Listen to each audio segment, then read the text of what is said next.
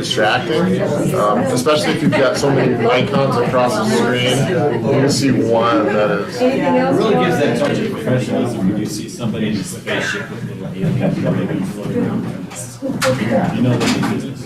We may have a different perspective. Yes. Well, I They just let me know how go it works first with so that I with could kids, make and it it to was. me, so I was struggle. anticipating it. Oh, son I'm of- not gonna lie, Pardon me. telling myself that's rule number one. Well, you can't speak because you're in the suburbs, backwards headed, you are a bus. Not the way I drive that thing.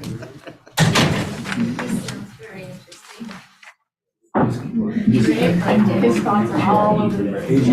Okay. Yeah, Mr. Gilder's coffee. Mr. I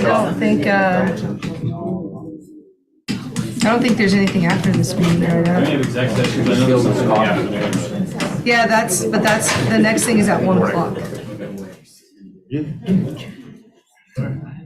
We're ready? All right, it is 9 o'clock on Tuesday morning, time for our Garner County Business Meeting, and Pastor Jim will do our invocation this morning.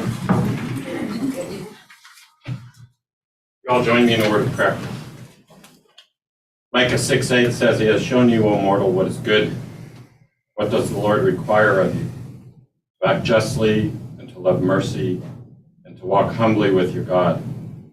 Father, I pray that the discussions, deliberations, and decisions of this board in this meeting would reflect the values and the virtues of Micah 6:8. That the actions, spirit, and lives of each commissioner and each citizen of this county would reflect your heart of justice, mercy, and humility, so that we may all have the freedom to flourish under your rule and reign. And I pray that these commissioners and the people of this county would discover a better way of dealing with the difficulties and the differences, that they would find the road less traveled, the road of love, honor, dignity, and respect. And I ask this in the precious and holy name of Jesus, our Lord and Savior. Amen. All men pledge allegiance. I pledge allegiance to the flag of the United States of America and to the republic for which it stands, one nation, under God, indivisible, with liberty and justice for all. Oh, I agree.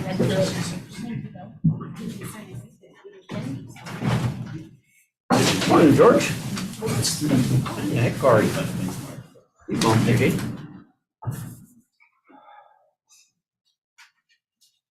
All right, it is time for public comment, and at this time, we will hear from David Mann. There you are. Sorry about that. All right, we'll limit everybody to 3 minutes, and then if we have more time, you may get a second shot at it. I want the time that was on the timer when I came in. I'll just like that one. Okay, David Mann for the record.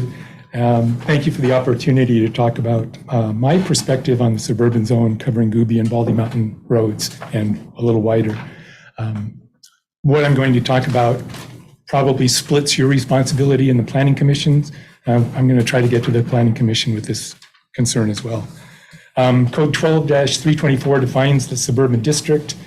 Part A explains that it provides for the application of the suburban zone on the edges of incorporated cities or other developed areas where urban sewer and water services are either available or have the potential to become available in the near future by their inclusion in service district city service areas or are adjacent to those areas or areas of city impact.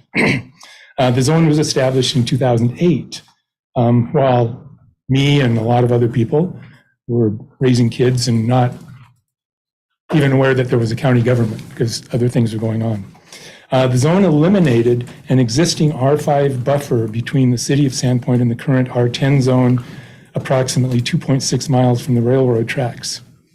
I believe this inappropriately conflated the suburban zone with the overly broad area of city impact west of the railroad tracks. The suburban zone was not instituted as one would think of a transition to urban area along the edges of an incorporated area, but swallowed a vast swath of land approximately 2.6 miles in width. The suburban area is only to be used where the urban water and urban sewer are available, or have the potential to become available in the near future. Near future is a little vague, but certainly 15 years since 2008 is not the near future. The city of Sandpoint, as of last fall, has no plans in the near future, and I don't know if that means 15 years or a month, but no plans in the near future to expand urban water service across the railroad tracks at an estimated $1 million just across the tracks. I would like the commissioners to institute a review of the basis for zoning 2.6 miles west of Sandpoint and the railroad tracks as suburban, and I'd like to see a lot of that returned to R5. In particular, please notice the property use rights that were taken or suddenly were relegated to obscurity in tables, tucked into other terms, or grandfathered until the property changes hands. In particularly forest practices, specifically identified in R5, you have to dig to find it in the suburban zone. It's not really there. I also would like to see the commissioners require objective standards for terms such as urban water and urban services in the code to prevent the slippery slope to odd interpretations that have nothing to do with a city as Webster's dictionary defines urban. I guess I'm done. Thank you. Did you, is that what you put right there? Yeah, oh, I'm sorry. Yep. Did you give request for this one? Thank you. Amy, Wait, I want to ask you a question, actually. Did you have an idea of what you thought those definitions, because there's a lot of ways to define some of the terms. Did you have recommendations for I what you did. thought it would be? I did. Thank you. The code should identify minimum numbers of homes served, water volume and flow, fire flow, hydrant spacing, and other characteristics of an urban water system. Okay. That kind of stuff. The situation that I was involved in was a domestic well that was going to be shared with 3 lots. Okay. And calling that urban water in the woods. And one last, well, I have hydrant sizes in there. So if you're going to go in the woods, you should have some fire prevention capabilities. Okay. All right. Or Thank you. firefighting. Amy Lunsford.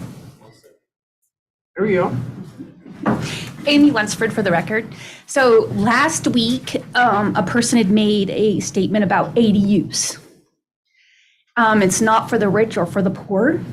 If your land meets requirements, you can have an ADU. You can have it for family. You can have it as low-income rental, and you can have it for an Airbnb. And I just wanted to clear that because you had said that the planning department had sent out notices, and per the information I had gotten from the planning department, notices can only be sent out if people are having loud, wild parties in your Airbnb. So can you clarify on what kind of notices have been sent out to these people? They would be violation notices. Okay. Like somebody is claiming it's just an additional dwelling unit, but then they're advertising it as a rental. Therefore, it'd be classified as a rental property versus just an ADU for your own use. Okay, So that, the violation was them not getting the rental permit for the They didn't get the vacation permit, rental. right. And the permit is only for whatever they get the permit vacation for. rentals. You can Yeah. still rent anything without having to get a permit, the way I understand it. So I just wanted to clear the air on that before somebody starts screaming that all these people are putting in these ADUs and using their hard-earned money for how they see fit. So, thank you. Thank you. Wayne Martin. Nice to see all of you again this morning. For the record, my name is Wayne Martin. To attempt to make things a little bit easier for you, the other committees that meet, I would ask that you consider strongly going 5 minutes instead of the 3 minutes. And in some of the cases in the past, and I know you've been there in the previous commission, where somebody had been allotted almost 30 minutes of talk time. And 5 minutes, that's all. You cannot give or donate your time to somebody else. Might make things a little bit easier for you. Thank you. Thank you. Dimitri. How are you today? Pretty good, sir. Good morning, Commissioners. Dmitry Borisov. I would like to bring you guys' attention to an issue that has not been addressed with the county for about, say, 20 years. And it has to do with the EMS service.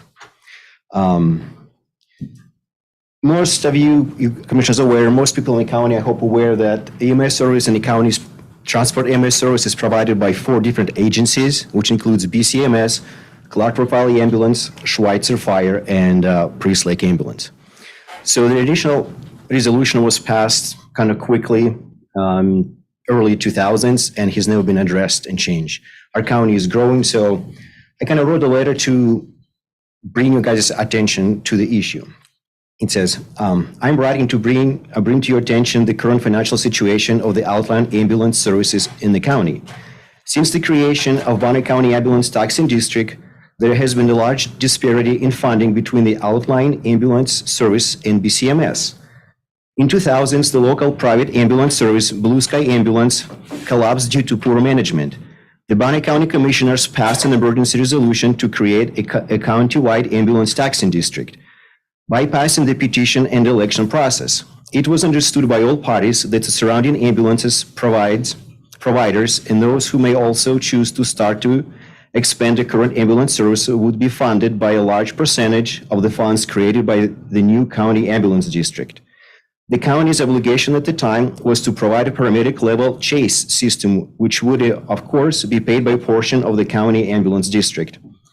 After passing the resolution, the remaining employees of the prior Big Sky Ambulance steered the county commissioners to provide all ambulance services in the county, apart from the current outlying areas. This shut down Sandpoint Fire Ambulance and Westside Fire Ambulance, and eventually caused the demise of Priest River Ambulance and Sagal Fire's Ambulance. The county commissioners control the purse strings of the ambulance district dollars and the inherent takeover of those areas by BCMS. Since then, numerous attempts have been made to bring attention to the disparity of the funding of outlying areas. These outlying services have not been able to improve their situation, continuing their dependence upon volunteers in their community to provide ambulance services. BCMS has not only had a full-time paid staff since day one, they have never even tried to incorporate any type of volunteer program whatsoever. They also have some of the highest paid EMTs and medics in the state, actually second highest paid. This would not be such an issue for the outlying areas if it was not for the very simple and obvious fact that BCMS is doing this at the expense of the outlying agencies. The current financial situation is as follows. Priest Lake Ambulance Coverage Area pays around $250,000 annually in the taxes to the county ambulance district and only gets in return $45,000. Schweitzer Coverage Area pays approximately $150,000 annually and only receives $35,000 in return. Clark Brook Ambulance Coverage Area pays approximately $160,000 annually and only receives $45,000 in return. Those pretty close numbers. BCMS is building new dedicated facilities to staff with highly compensated employees, squeezing out existing outlying departments staffed by the volunteers. I request that you look into the situation and provide a fair funding solution for the outlying ambulance services within your county. Thank you for your attention in this matter. Thank you. I want to also add that today it's 1 o'clock. We're doing a workshop. I have that. We're doing a workshop regarding the concerns addressed, and Bonner County EMS will also be present so that we can have that discussion that he was mentioning.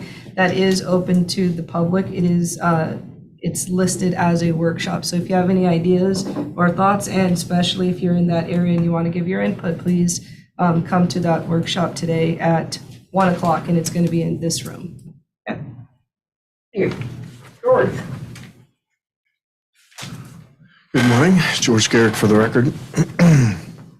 I would like to make some follow-up comments from the public comp plan workshop that you put on, Commissioner Williams. And again, thank you for doing that. Thank you for arranging public comments prior to, the conduct of the business meeting. I appreciate it. When I thanked Commissioner Williams for hosting the comp plan workshop and suggested that it would never have had occurred if it had been up to the other 2 county commissioners, Songstad and Davis made a big show of pointing out Commissioner Ump's presence. Now, you'll appreciate this as the sitcom comedian commissioner. My immediate reaction was to remember a signature response from one of the greatest comedic geniuses, Red Fox. When they pointed at Luke's presence, I wanted to do it's the big one.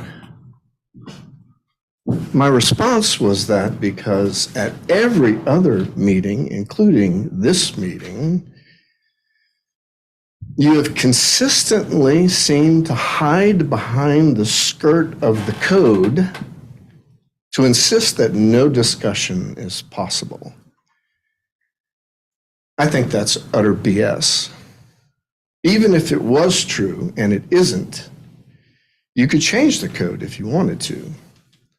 If you actually believe in open representative government. Not doing so, in my opinion, sir, is cowardly and autocratic. I think the second point that I'd like to make is that you all, primarily starting with the previous county commissioners, have so mangled the term workshop that I think you should just kind of throw it out because you won't define it. And it's confusing. And it's an example of so many things that you allow to be confusing that cause frustration. There are several synonyms, for example, that you could use. Maybe a forum, a place or a meeting or medium where ideas and views on a particular issue can be exchanged. How about a dialogue or a discussion?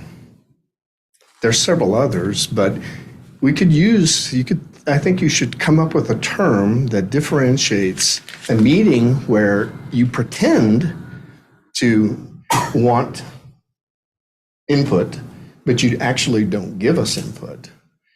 And something else that actually is that. And I'm hoping, Commissioner Williams, that you'll make sure that that happens. The other thing, there's several things, but the other thing that I really wanted to point out was that in response to agency letters, I suggested some additional agencies that could be routed. And in response, Swati mentioned that the NRCS had been consulted regarding soils. I didn't take time to deny her argument, such as it was, because I didn't want to extend my comments. But I did want to point out, and I'm sure she knows, I hope she knows, if you go to the NRCS website, soils is just one of 10 areas of concern. One of the others is actually wildlife habitat, and I'm sure you know that's the thing that I'm most interested in. So when I suggested that the NRCS be routed and consulted, it was because of their extensive knowledge about wildlife habitat, and as far as I know, they weren't asked about that. Which brings me to the last point. Commissioner Davis made the comment that evidently when I brought up Blaine County's comprehensive plan and the excellent job that they did, he said, well, Fish and Wildlife evidently work with some counties and they don't others. It's like, I thought that was one of the most outrageous statements from a commissioner that I'd ever heard, and I've heard a bunch of them. I mean, I just want to make sure that I'm understanding. You are relying on the Planning Commission to come up with a comprehensive plan, and there are members of the plan that don't know to actually reach out to an agency to compare what other counties have done, to determine the best practices and to reach out to other counties to get the same kind of input that other agencies have given to other counties. That can't be right, is it? That's all for now. Thank you. Thank you, George. George, and with respect to Fish and Game, I've met with them and they are willing to work with Bonner County. one of the things they identified, I reported out that they're willing to come to Bonner County and give their reports. And so I'll make sure to pass that information along to planning so that they know that that department has been responsive and they're available for that kind of dialogue to correct that. Yep. And how about you give me your list and then we'll address that? Because you did give a lot and planning was available to receive more people. So maybe we should fine tune that list and then send it over to them and see what we get as results. Okay? All right, we got anybody online? No hands up? Any hands up in here? A quiet group this morning. There's Spence. Shocker. So, Spencer Hutchings, and I was just going to inquire if the county is cooperating with federal agencies like maybe the ATF or the FBI, if anybody in the county is without warrants from the feds, disclosing any information about residents of this county that you guys are aware of. I'm not aware of anything like that. Okay. Would it be something that the county would consider drafting some kind of resolution or some kind of rule that says county employees can't or should not be disclosing information about county residents to the federal government without warrants? That's something, and I bring this up because I don't know that we could legally do that because you have the right, or she has the right to contact any agency if she feels it's necessary. Right. So there's we could not restrict her rights to do that. Okay, So that would be a Bill or Lewis Marshall question. Okay. The reason I bring it up is because the ATF has been going around the country and going into county offices and trying to extract data on people that own firearms or that deal in firearms. Yeah, and the county wouldn't have that information anyway. Yeah, and then I'm not exactly Sheriff's sure. office might, but the county doesn't. Right, and I'm not exactly sure what information they're trying to extract. I just know they're going to like planning departments and stuff and trying to get information on people. And I just want to make sure that if they show up in Bonner County, you know, some Fed boy shows up in Bonner County to try and get some information on citizens of Bonner County without a warrant, that the county doesn't help them. Yeah, I don't know what information they could get other than they're investigating Henry, and so we want to know the layout of his property. Right, right. Because the county wouldn't have any information on, he has one gun, he has no guns, he has 500 guns. We wouldn't have that information. There's no way he could extract that out of this building. Right, and they're not asking for information on like if they have guns or how many guns they have. They're just trying to figure out where these people are and what the layouts of their properties are and stuff. And I'm just saying that if they don't have a warrant, the county shouldn't be cooperating with them. That's all I'm saying. Public records. Right, but if they come to the county officials and ask them for stuff like that, I mean, do they have to do that in a private capacity or as an agency? I mean, if an agency shows up and asks you versus so-and-so who happens to be a Fed boy shows up and asks you as a private citizen? Go see Lewis Marshall, he's our county prosecutor, and he'll tell you whether you need a warrant or not. Okay, all right. That would be my answer. Yeah, and the reason I bring it up is because Some of our information is much easier to access than that. When you look at the GIS map and you hover, it tells you the property owner and address. yeah, I just, And you they'll know, get that without coming to us. I understand that. I just want to make sure that the county's not assisting them. You know, there's other counties in the country that have made it illegal for the county employees to help them without warrants. I just want to know if you guys Yeah, I don't entertain know that. That's possible. but- How about we ask the legal authority, which would be going to the prosecutors of that issue and get an actual response, because that's where you're hitting another level of government asking local government to do something, and it would be right for Lewis Marshall to give that. I think it's reasonable to say if we received even a warrant for that information, we'd be speaking with the prosecutor's office regarding something like that. Yeah, and warrants are a whole different thing. I'm just, you know, just fishing expeditions that they're doing. Yeah, okay. I'll use the famous "we'll circle back." Thank you. How's that? Yeah, there's North Idaho, we're not going to restrict anybody's rights. Oh, I know. Michael, did you have a comment? Well, we're subject to public record requests, and we can't be a respecter of the requester. We can't favor one over the other. If it's something that we can, like Steve said and Asia said, if it passes muster with our civil attorney, then we have to. If it doesn't, then we don't. But we can't. That would be stuff that we give out. We would never give out stuff like social security numbers, driver's license, stuff like that. And as Steve said, I believe Daryl's the only one that has any information on our Any carry permits or activity something like with that. feds. They probably have the background checks that we all have to go through for purchases at shops, but The only thing we would have would be at Daryl's office, I believe. Yeah, and the thing that I was, sorry, like I was saying, the thing that I was more concerned about is just fishing expeditions, because apparently the ATF is going around on fishing expeditions throughout the country, trying to figure out who has what or who's doing what. And it's just fishing. You know, there's no evidence of any crime. They're not investigating any crime. They're just fishing. And I just want to make sure we don't help them. Yeah, the ones that I've met in the past, they have enough on their plate, they don't have to do much fishing. There. Thanks, Vince. You're welcome. Anybody else? Yes, ma'am, Miss Cheryl. You bring donuts? I didn't today. I don't eat donuts. Well, I don't need one, I just. Cheryl Messer, for the record. Okay, so the revised code, 1-200, purpose of the Board of County Commissioners, Chapter 2. Public comment segment. Questions may be directed to individual board members for the purpose of clarifying issues or to obtain additional information for the purpose of scheduling the matter for a future business meeting. So I'm asking a question. First of all, I noticed that there's some special meetings today. There were some special meetings yesterday, and there's some special meetings today. One of them has to do with technology. And I want to ask, does that have anything to do with any issues with the sheriff's office? Each of you. I don't know, we haven't been into that meeting yet. Who scheduled the meeting? I called for the second one, and it does not.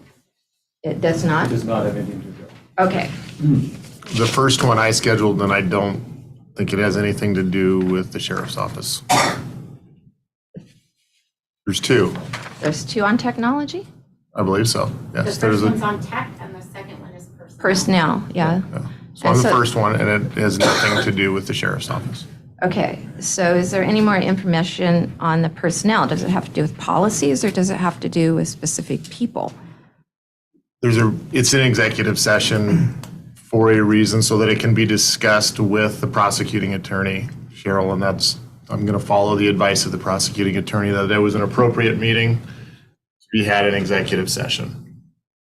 The personnel was, Clerk Rosette requested that.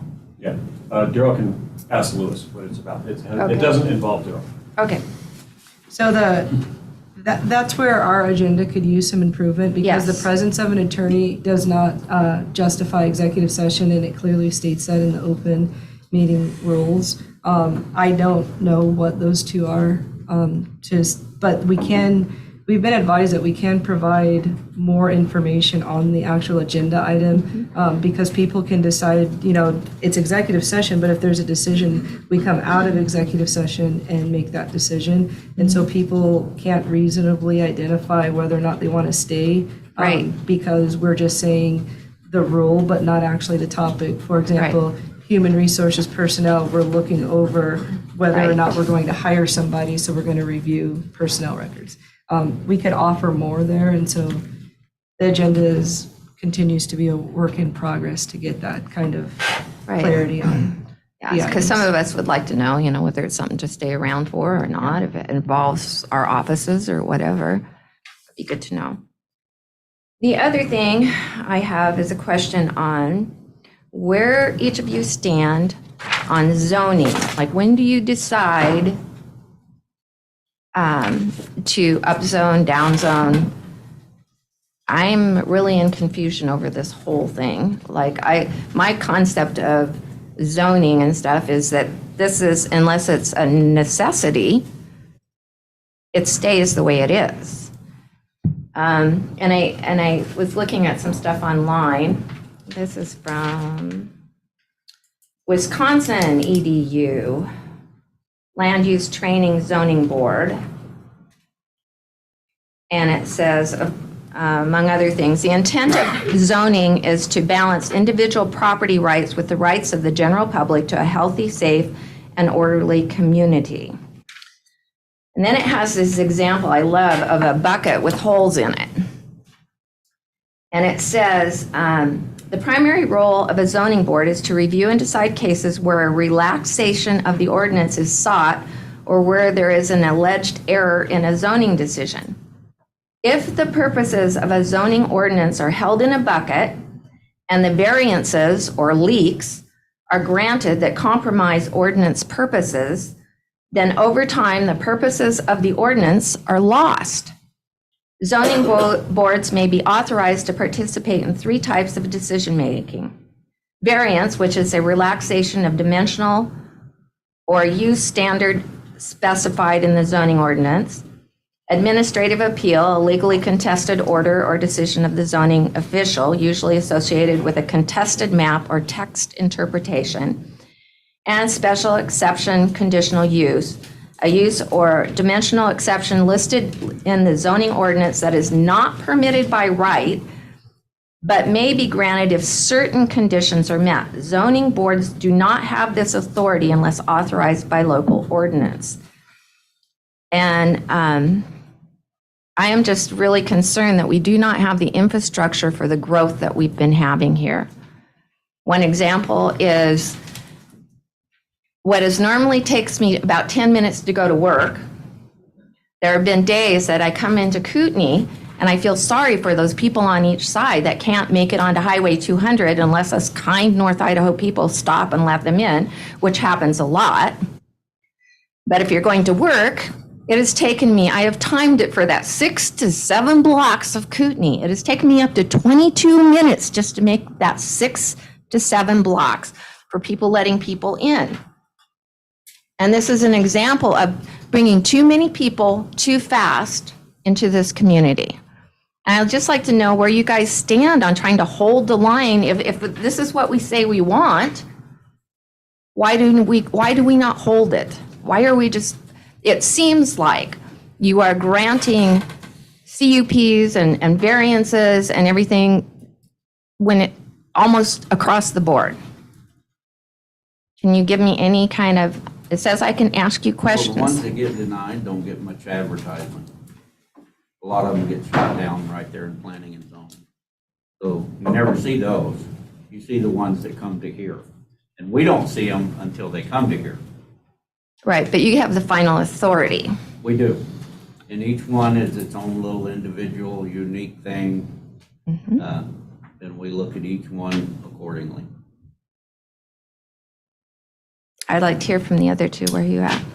So the Board of County Commissioners only has jurisdiction over unincorporated areas.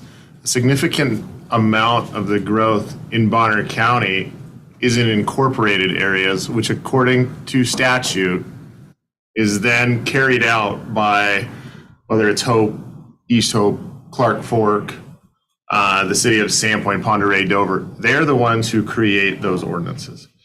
And I agree with you that traffic has gotten significantly worse.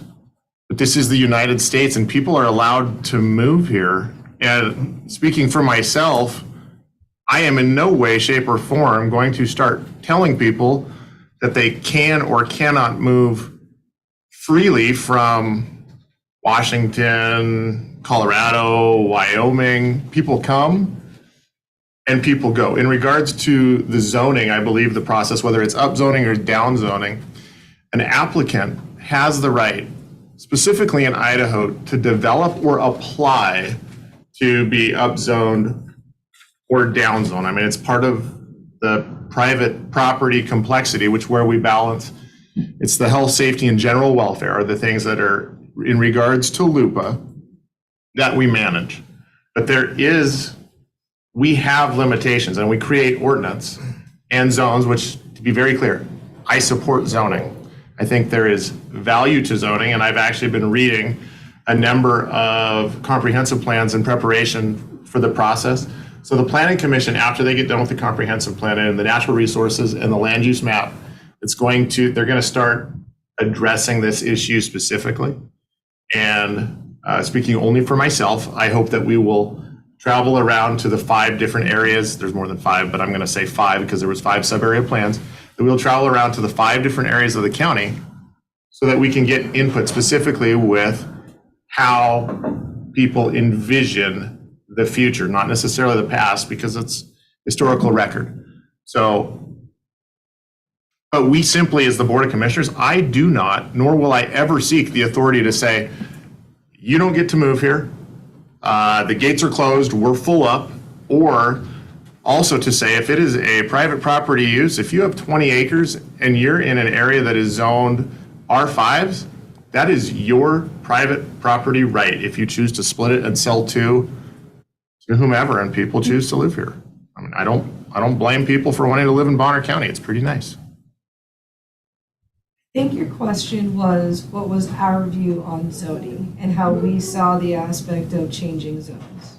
And so for me, I think the idea of the workshops and not just people attending, but participate in setting up a workshop to listen to what the community has to say is kind of the foundation of understanding what people are desiring. Right. For me, it has nothing to do with whether people move or not move, because that's not what the question is.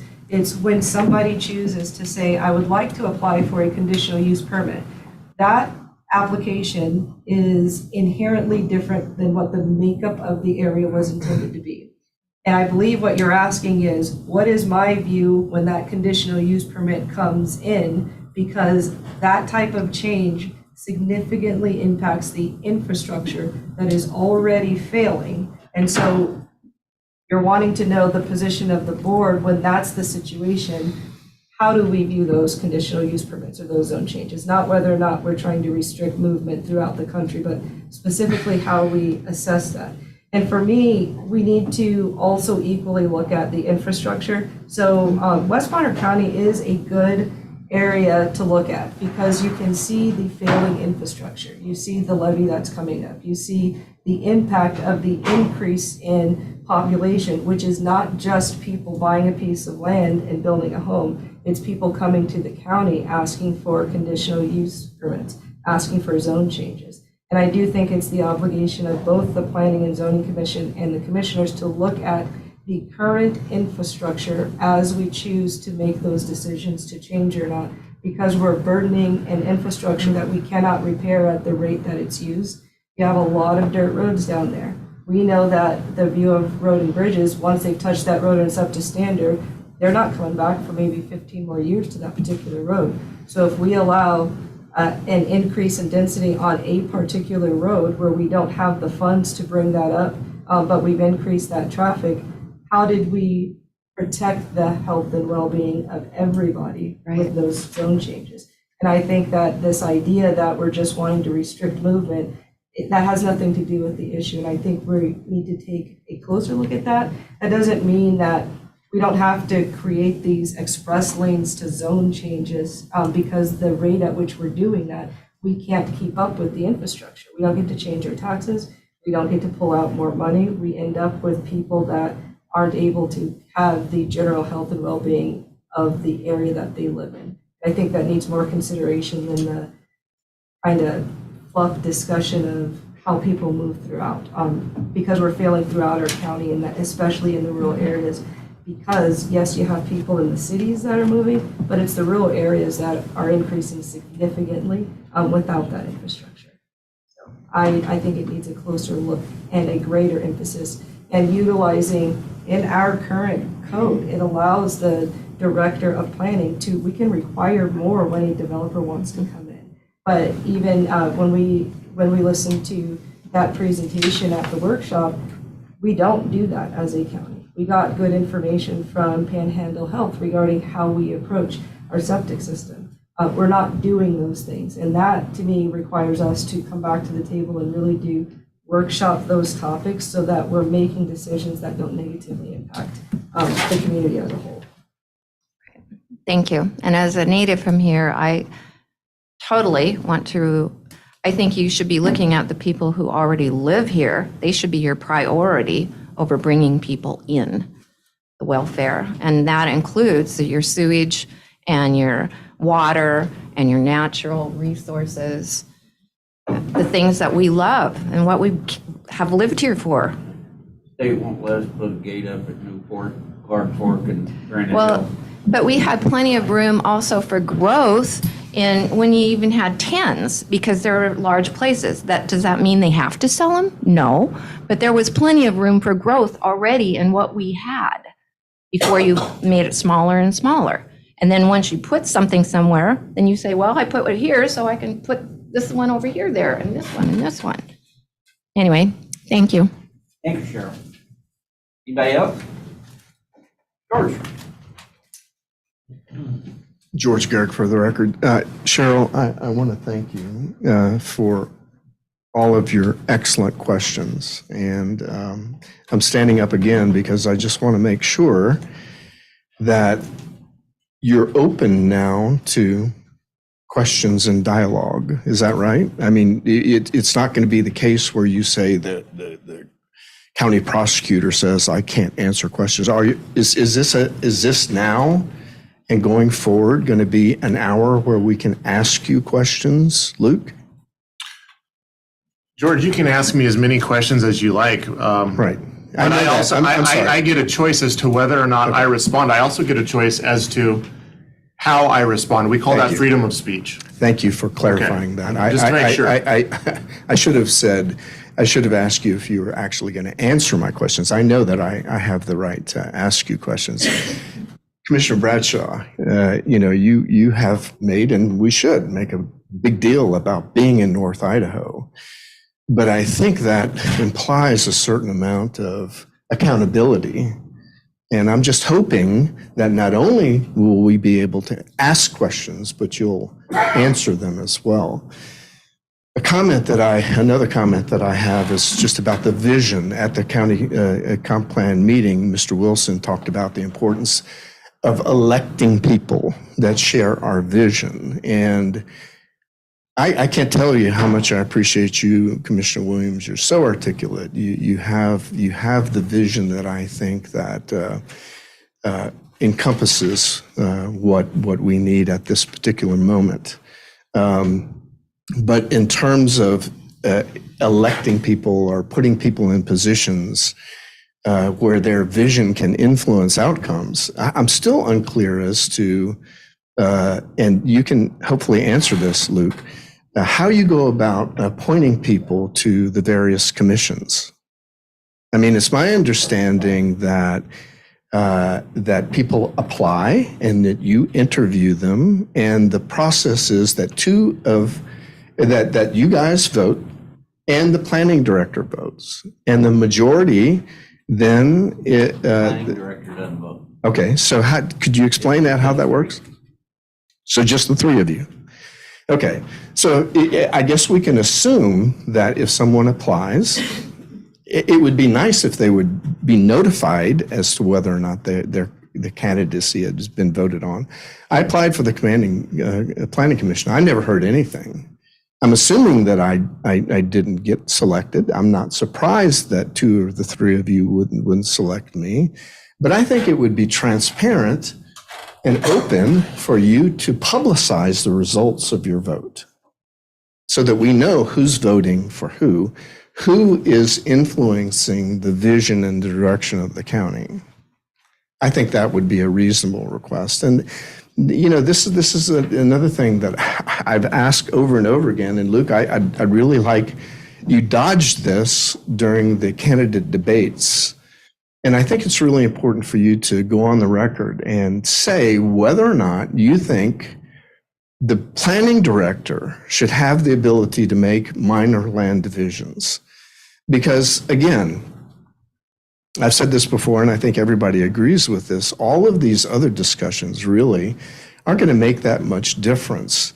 If our planning director can go behind the scenes and make these decisions independent, undemocratically, autocratically, and untransparently, I think one of the first things that you guys should have done, and I'm hoping that you'll do it sooner rather than later, is decide whether or not the planning director should continue to have that ability. I don't think that he should. Thank you. Thank you, George.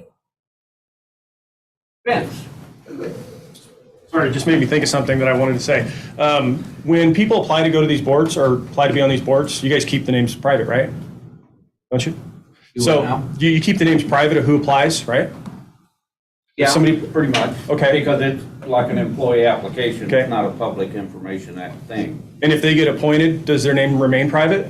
No, because No? then Then it's we public, right? discuss it in exec because we're discussing personnel. And then once they're picked, then it comes to a Tuesday morning meeting. It's announced who was picked. We vote on it and it's ratified. Okay. So it is all public. So when somebody applies, they are probably under the assumption that their name's going to become public if they become chosen, right? If they become chosen, yeah, it's going to be public. So what would be the harm in telling everybody who applied for what? Some people may not wish their name to be out there if they weren't picked. I mean, that would be your choice as to whether or not you wanted that public after the fact. Yeah, I think the public might also want to see who's getting pushed aside and who's getting selected. I think they'd like to see, I mean, it's just my assumption that we'd all like to know who did apply, because the name's going to become public if they do make it. Right. So what's the harm in saying who applied or how many applied and where they're from, you know, so-and-so from Priest River applied. I don't see what the harm in that is, because the name's going to become public if you choose them. And maybe the public should know that you chose not to choose them. It's probably a state HR thing, because if you're working for the city of Sandpoint and we have a job posted for road and bridge, but you don't want to jeopardize your job, so you apply for the position. If you get it, then you don't care that it's public because you're leaving anyway. But the fact that you applied may tell your boss, who already doesn't like you for some reason, oh, you're looking for a job somewhere else. That's the reason that's not public. Well, things like that. Okay, well, It becomes a legal issue. Maybe I need to make it, I'm assuming that you're thinking inside my head and know what I'm thinking about. I'm thinking more like the volunteer things where people volunteer to do something. They're still treated as an employee application. Okay, but if you're volunteering to do something, like you're volunteering to be on the fair board, you're not getting paid for that, and it's not impacting your daily job. So, I mean, what's the harm? So the answer is there is opportunity to change that process. We discussed it last week. There isn't a rule that says that we can't, for example, have a workshop where a community kind of identifies what they are looking for on these particular advisory boards and committees. And there is no issue with saying we're going to give a disclaimer if you put your name into volunteer. It's just whether or not the board wants to open that process up more to the public versus treating it as a closed door until a decision is made.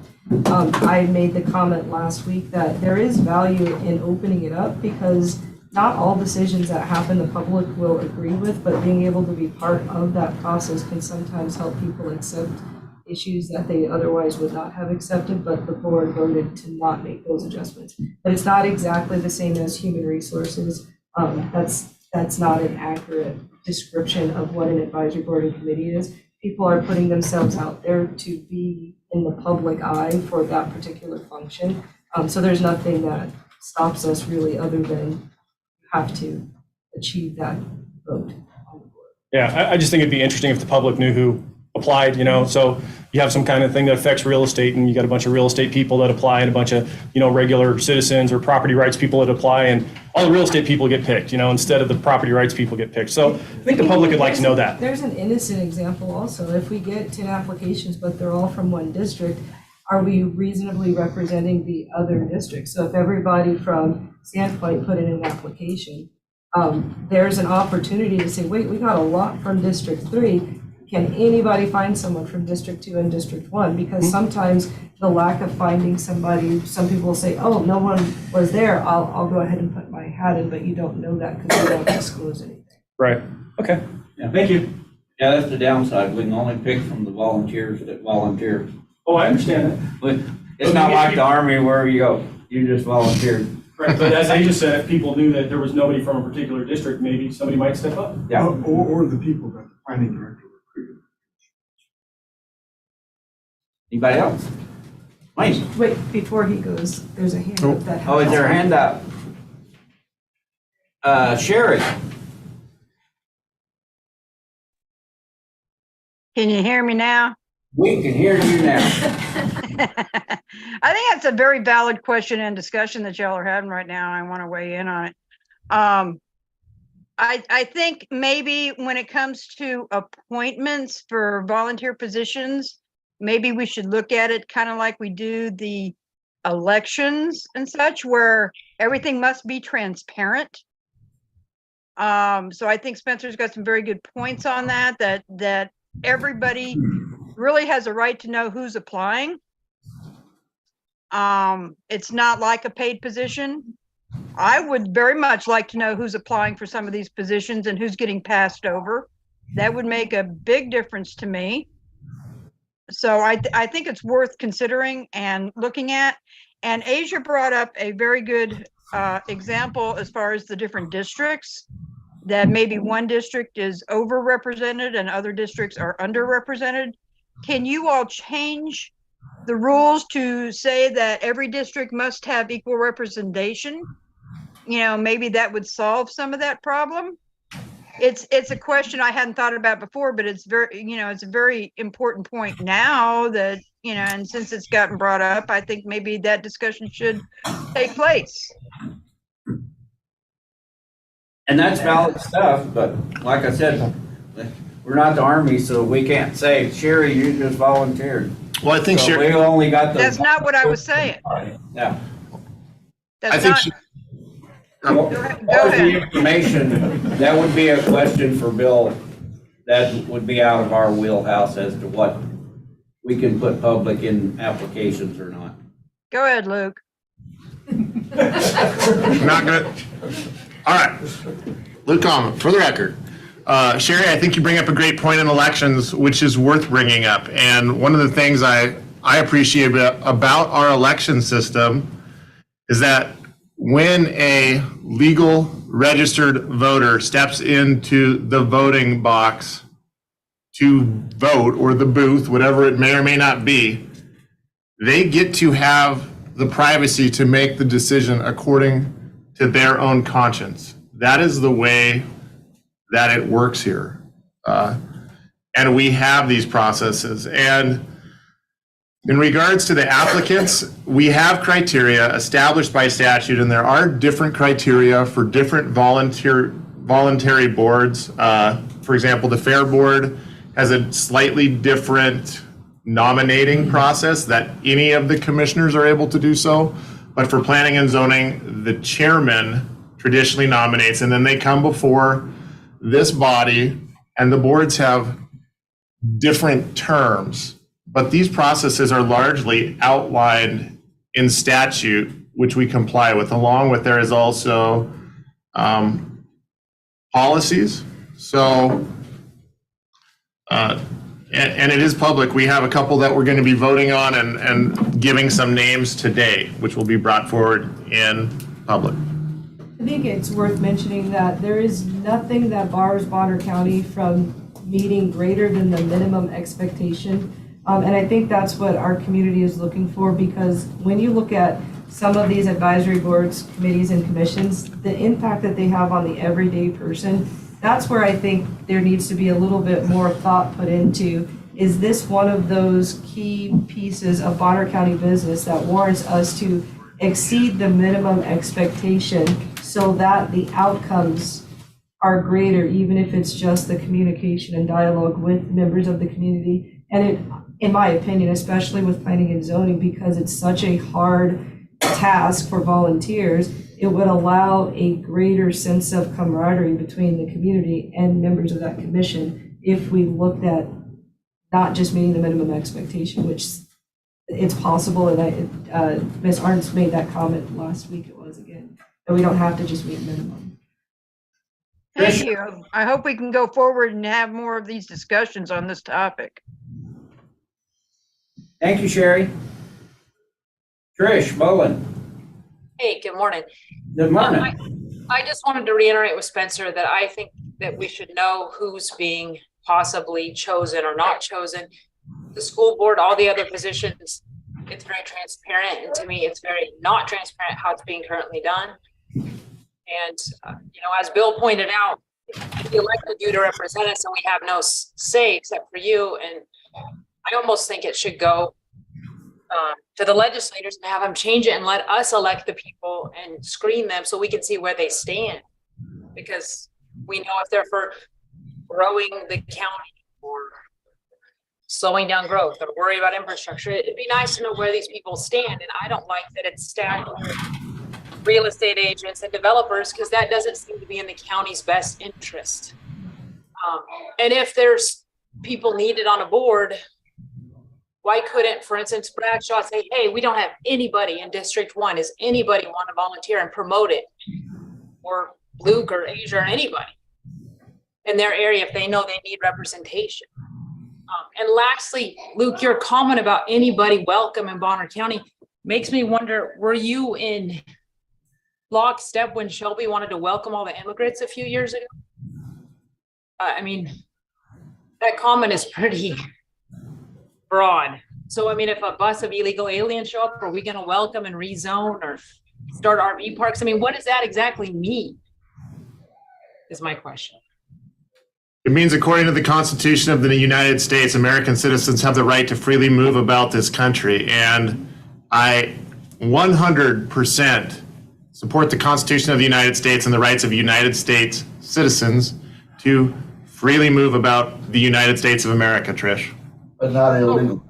I said But we United elected States citizens. you to manage that and make wise decisions that benefit the county. And so I agree you should get to move wherever you want, but maybe to get your permits, it takes 2 years and the developer goes, geez, I can't afford this. I mean, it doesn't, I disagree with just ramming everything through, and that's what's been continually done.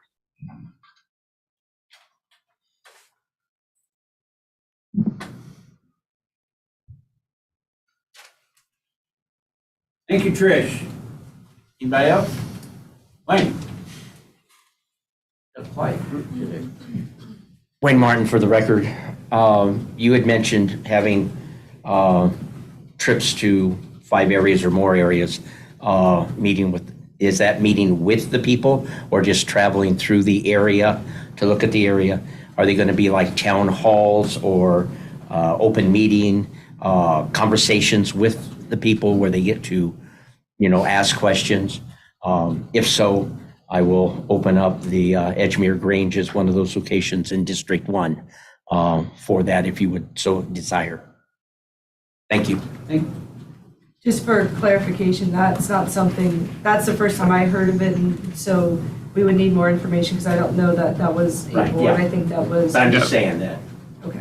The board will have to make a determination that they're willing to, I'm in support, but the board has to have a conversation to determine how we're going to do it, how that's going to look, planning, staff, so on and so forth, locations.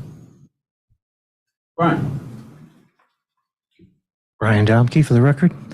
I just wanted to speak, Luke, to the prior comment. Absolutely, I don't think anyone's suggesting that constitutional rights should be in any way infringed upon when it comes to people choosing where to live. But the purpose, right, one of the primary intents of having a comprehensive plan for a community and having a thoughtfully developed zoning map that goes with that and supports it is to look ahead and be able to plan for and then thoughtfully manage growth. And so the issues that Commissioner Williams has spoken to about infrastructure, and then also considering what does it mean when we allow for zone changes and we allow for special uses. We need to really consider what harm is being caused to one's neighbors and how to either prevent or come up with appropriate remedy for said harm.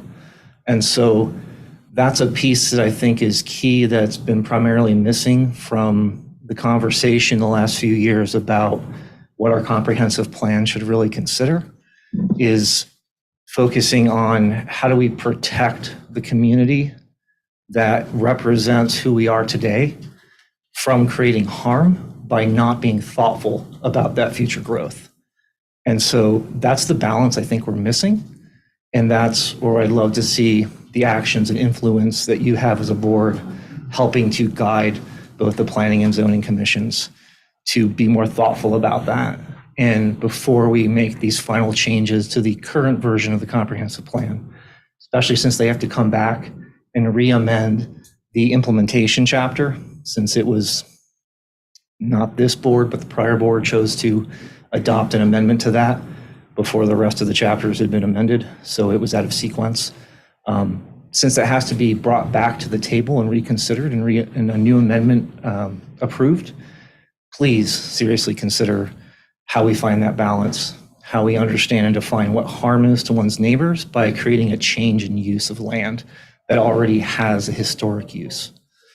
Because essentially it's a social compact with your neighbors when you move into a community. It's not that zoning can't change, but if it does change, all those factors need to be considered. I don't think we have a great history of a county stating that we've thoughtfully considered those issues before making such changes. Thank you.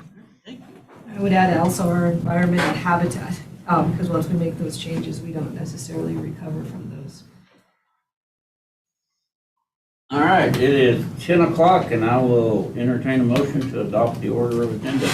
Hold on, I still have my hand up. We are at 10 o'clock, Sherry, thank you. Are we gonna take a 5 for break so we can Okay, we will recess for 5 minutes. There you go. Why didn't even mention it I today? know, but I'll get up. halfway there, and it was just, this is a good cutoff. Whoa! That's called considerate. I was being considerate of your Thank you, meetings. Commissioner. I'm gonna get up now. I'm gonna stand up because I Thanks, can. everybody. Luke, you need to fill your coffee still. No, I already spilled it. That means I'm sipping too much. It's only my second cup. But. No one's tired. Pardon me.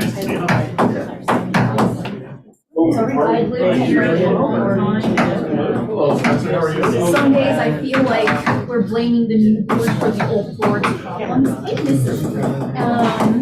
They have not had a chance to really show what they're problem. But we need to start with our neighbors, because I was raised atop of Gold Creek and I have a lawn. Hippies live in buses.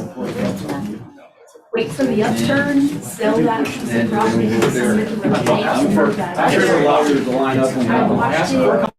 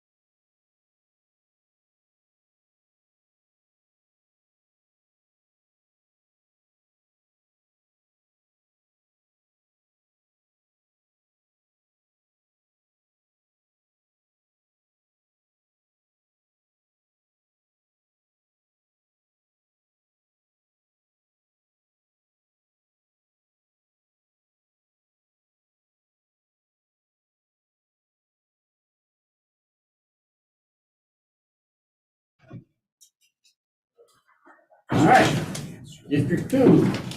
All righty. Tomorrow I will be with the Clark Fork community again. We're going to look at some of the work they're doing in their community center to see if we can't suggest some improvements to their operations and to do some volunteer work in that particular community. Today I got to meet with the Chamber of Commerce in Priest River with Mayor Connolly. One of the most fantastic things happened. The Kalispell tribe donated $8,000 to the fireworks show in Priest River. The cost of that has gone up significantly, so that was a huge unexpected donation to that community to make sure that 4th of July will go on as planned. The kind of the things that I'm working on for the month of May, I'm taking that suggestion about the sub-area committees, reaching out to them to see if they'll pull back into the commission and start participating from their specific areas so that we can make sure there's equitable representation as we do this comp plan. Everybody's spent years on that, and they have some very good suggestions, so I am moving forward with the item that was suggested by Mr. Domke there. I did reach out to Panhandle Health District, and they do agree that there's room for improvement in what we are doing as a county. So I will be meeting with them the 3rd week in May to kind of go over some process procedure and how we can improve what we're doing so that we can also have a better working relationship with our planning department. I want to give a pause to recognize all of the members of the Sheriff's Department that received awards. Last week, there was an award banquet for life-saving officers. There was just a ton of people that have not just saved members of our community, but in some cases risked their own life, whether it was a drug overdose or reviving people. So we want to make sure that we're recognizing the sheriff, his team, the deputies, and all of those members of first responders that have positively contributed. There were quite a few officers who have received 2 and 3 awards for life-saving measures in our county. So the biggest event of Spirit Valley, I'm the precinct committee person for that area. This Saturday, we're holding a town hall where we will be having all of the elected officials for LD2 present, with the exception of Russ Fulcher, who has given a press release to read out. So the mindset on this is when we run for election, we're all taking withdrawals from our community. This is an opportunity for elected officials to start making deposits and tell the community what they're working on, to hear the issues and concerns so that we can do follow-ups to make sure we feel represented. There are some key players that will be present. One of them is going to be EMS to review the idea of whether or not the Southwest Bonner County area would benefit from having emergency services somewhere in that area, whether that be the base side or closer to Blanchard. It is a discussion with the community. It's not really a decision. It's really a community effort. The other item is our West Bonner County School Board. We have a levy that's going to be on the ballot, and we want to make sure that we give communication to our community. It is not designed for people to say vote no, vote yes. It is an information session. It's important that people make an informed decision on this matter. So the school board is considering whether or not they will notice the event so that they can pull in more people from the school board to present their position on it. They do have members that have already committed, but they might want to bring some people from their business side of the school to kind of explain specifically why they feel the levy should go forward, but not a position. So we're not going to have the vote no, vote yes signs unless you want them. They can be handed to you, but we're not going to decorate our town hall with that. That is probably the biggest item there. But I encourage everybody to participate. We're expecting a lot of good participants from the community coming with questions. We're going to have it set up to where each person, we're going to have a round where they all have a number, and you'll write your question on a card and we'll hand it to the elected official to answer.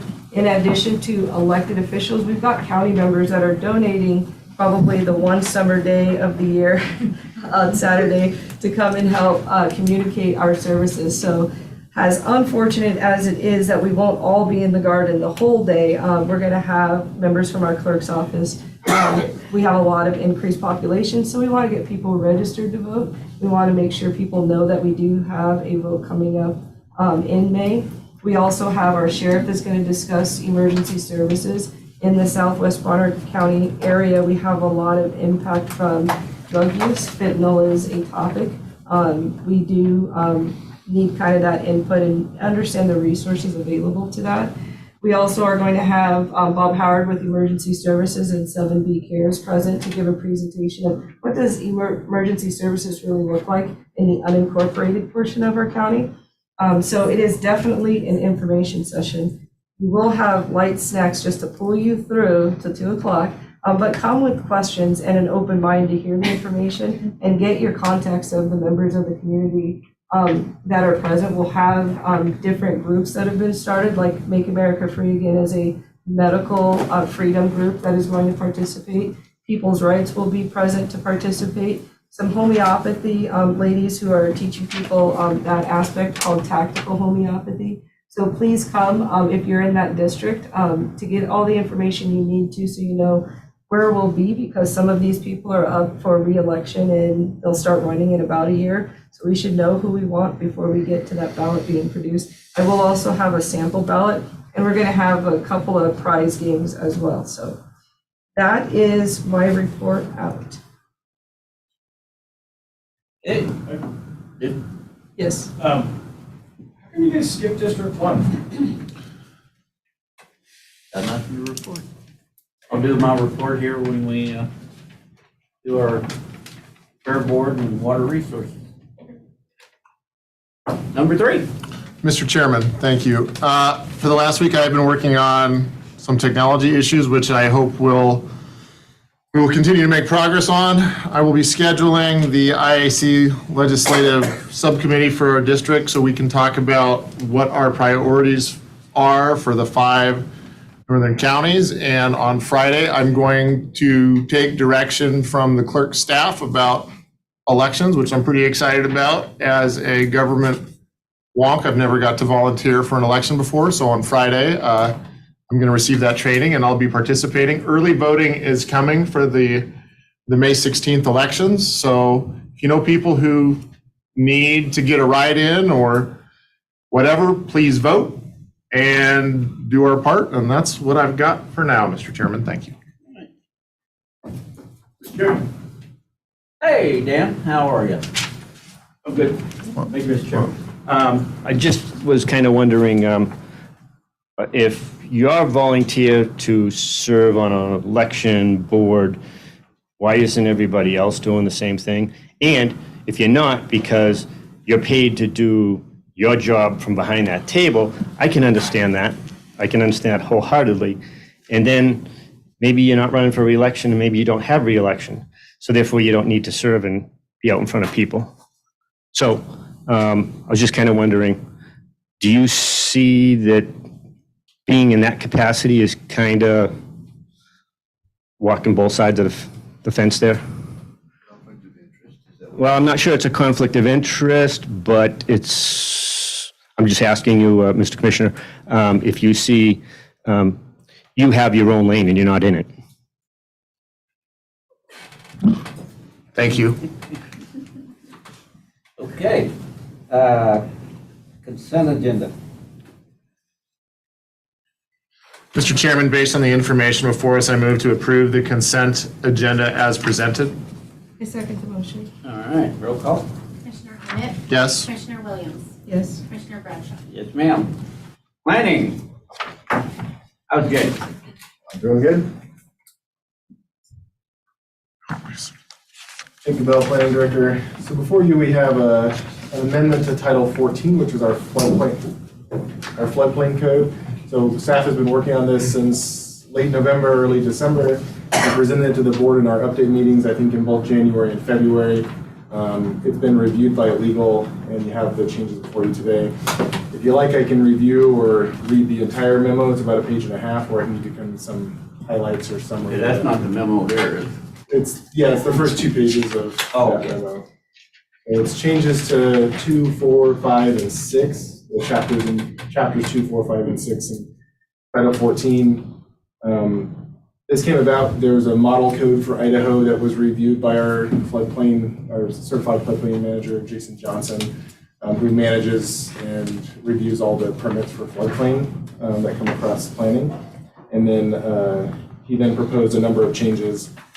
The Title 14, which hasn't been amended in detail since 2017. So, can we give any more detail on this, or read any more of the memo, or? I think we need more detail because the public doesn't have this information and they might have questions specific to the amendment. So we removed all instances of the phrase flood fringe. There's a number of typos that have been corrected and some extra spaces. There's some additions, clarifying language, so some additions that have been made to the existing text to clarify existing permit requirements. And there are some new requirements as well. For example, clarifying language for how plat plans and building foundation plans should be prepared, clarifying that any stamp bearing design, professional surveying, building or landscape design, and clarify a plot plan. Again, this all comes out of the model code and current standards for Idaho. Can I ask you to clarify? I think you said there are new ones, but the memo says these are not new. So can you clarify, are there new ones? Oh, sorry. These are not new requirements. No, they're just a rephrasing of the current requirements to make it more easy to understand. Thank you.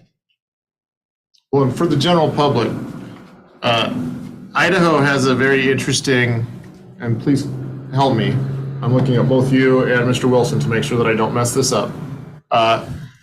If you purchase property in a floodplain, your development rights are very different because of federal regulations. And there are additional restrictions that are put upon the property owner that are not local, nor are they from the state of Idaho. They are federal. And one of the reasons why Bonner County chooses to participate is in order for our residents to be eligible for the National Floodplain Insurance Program, we must comply. There's no ifs, ands, or buts. It is a must. And so as a property owner, I would just advocate to do your due diligence before you purchase, because it is a regulatory challenge when you live in a floodplain. There's just an extra layer of federal regulation, right? And it's nothing that the planning department really has a whole lot of control over. So the changes proposed in this are bringing it up to date with the federal standards from FEMA, right? This was reviewed, the changes were reviewed by the state floodplain coordinator, who since retired, came back, retired again. But these were all approved by her in the changes proposed. So she'd been doing this for, I think Jason can correct me, I'm sure over 20 years in the state. So she has an in-depth knowledge of FEMA standards. And Jason is on Zoom today, so he knows this far better than I do. Like, he's gone through this code and wrote it for the county back in 2017 and proposed all these changes. Motion? He hasn't gone through this memo. Oh, Brian, Keep going. So there's some clarifying that the building inspections required prior to final approval from floodplain development permit. There's none of the proposed clarifying languages introduces any new permit requirements. Failure to adopt this language will not change, alter, or reduce any existing floodplain permitting requirements. The requirements have been in place and enforced by the department since 2017, and the existing code has always allowed for these requirements to be in place. The new language adds clarity and detail to these existing and ongoing permitting requirements. Failure to adopt the language will leave in place existing language that has led to applicant confusion over permitting requirements in the past. Can I ask you a question before you go to the next part? Yep. It says on C, a building inspection is required. Who is doing that and what does that portion mean? Jason, can you jump in here?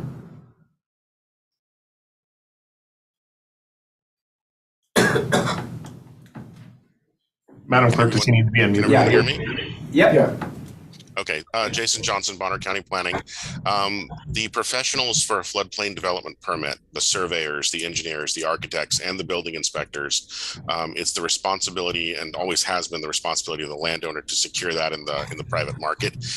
In this case, it's any ICC certified building inspector. They're going through and certifying that the structure was built in the way that the permit approved it to be built. There's two people that go through and certify after the fact. There's a surveyor who goes through and surveys all the elevations of every floor to be sure that the elevations that were put in place match the permit that was originally issued. And the building inspector goes in and certifies everything that's non-elevation. For example, were flood resistant materials used up to the flood protection elevation? Is there an adequate number of flood vents installed? Are they at the right height? Are they covered with anything, or are they covered properly with automatic open close, that sort of thing? So yeah, any ICC certified building inspector though can do that job. Okay, thank you for the explanation. Then point number 4 is permit abandonment is not allowed in the within the existing language. So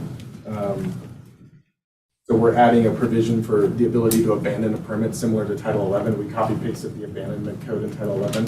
Essentially, if someone applies and then never gives us a full application to be able to review and approve or deny, we don't have the ability to abandon that permit. So it just sits as undone, essentially, right?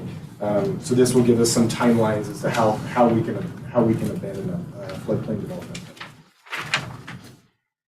Note number 5. Proposed language to adopt a permit expiration of 1 year to make the flood code more consistent with Bonner County BLP code. So this is once a floodplain development permit's been issued, it has an expiration date if they don't do anything with it, right? So, and it falls in line with that BLP code. So after that permit has expired, the applicant, the responsibility is on them, say it's 14 months, and they have to get a new permit unless they have worked with the planning department for an extension. Correct. Thank you. And then elimination of all references to floodplain administrator throughout the code. This was a previous position in the department, and the department staffing is modified, and so the floodplain administrator position is no longer in the. So we've removed that and added planning director or his designee, or designee throughout the whole code, and then added definitions for planning director or designee, and then eliminated the definition for floodplain administrator. That's all of them. Okay. Motion? Mr. Chairman, based on the information before us, I move to approve an ordinance of Bonner County, Idaho, the number to be assigned providing for the amendment, Bonner County Revised Code, Title 14, as presented. These changes will become effective upon publication. Public comment. Brian. Brian Domke, thank you. Just wanted to clarify, I apologize if I did not hear this correctly, but the fringe terminology, is the removal of that in order to be in alignment with FEMA's current standards? I believe so, and I'll let Jason answer that one as well. Yes, that's correct. The flood fringe has code. The flood fringe language has been completely eliminated from the model code. I won't go into too much detail on it, but if you actually read through our flood code, everywhere it says flood fringe, it's almost like it came from a different book. It really changes the way the code gets interpreted every time that gets used, and flood fringe wasn't used consistently throughout the code. We didn't have a choice at the time. We never have a choice. It's the model code. It was the model code in 2016. We had to adopt it. It had a weird knock-on effect that it actually made fences really hard to permit, because if you look at flood fringe, it turns out flood fringe is located in a lot of places near fence regulations. The major functional change that's going to happen when this code gets adopted, other than minor clarifying language, is that fences are going to get easier to permit. Fences in some cases are almost harder to permit than walled and roofed buildings, which doesn't really make a lot of sense. And when we eliminate flood fringe from the language and just keep everything else, all of a sudden fences fall in line in the code with all other kinds of development. Previously, fences have almost, I don't know, discriminated against. I don't know. It's like the code really hated fences for some reason, but nothing else. So getting rid of the flood fringe makes fences develop the way everything else does, and it offers a lot more consistency. Previously, we had to put regulations on people wanting to build fences that frankly didn't make sense. We just didn't have a choice. and we finally have the blessing from the state of Idaho to get rid of it. And that's the fence problem was the main impetus that drove this. And then it's sort of, as long as we're doing it, there are these other things we would like to adjust to. So let's go ahead and hit everything all at once. But again, eliminating flood fringe, the big part of it is it's going to make fences easier to build. Thank you for clarifying. Thank you, Brian. I also want to state that this is Title 14, so it falls outside of land use regulations, so that's why it doesn't require hearing processes or a recommendation from either planning or zoning commissions. It's not a land use regulation change, this is a floodplain change, right? So it's something that the planning department enforces, but it falls outside of the LUPA, right, the Local Land Use Planning Act. That's why it goes before the board. I've given them several months to review this and come up with questions, and so this is just the process to adopt these kind of changes, same with a Title 11 building regulation. Sherry, you got your hand up. Yeah, I just have a quick question since we are talking ordinances and updating and revising code. My question is, how many attorneys has this been run past and been approved by? Bill Wilson. There's one in the room. Hi, Sherry, this is Bill.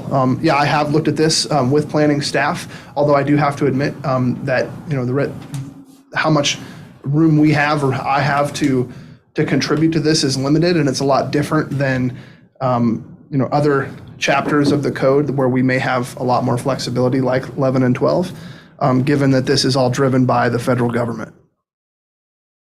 Thank you, Bill. But isn't it a requirement to run this past multiple attorneys? Isn't that the way we're doing things these days?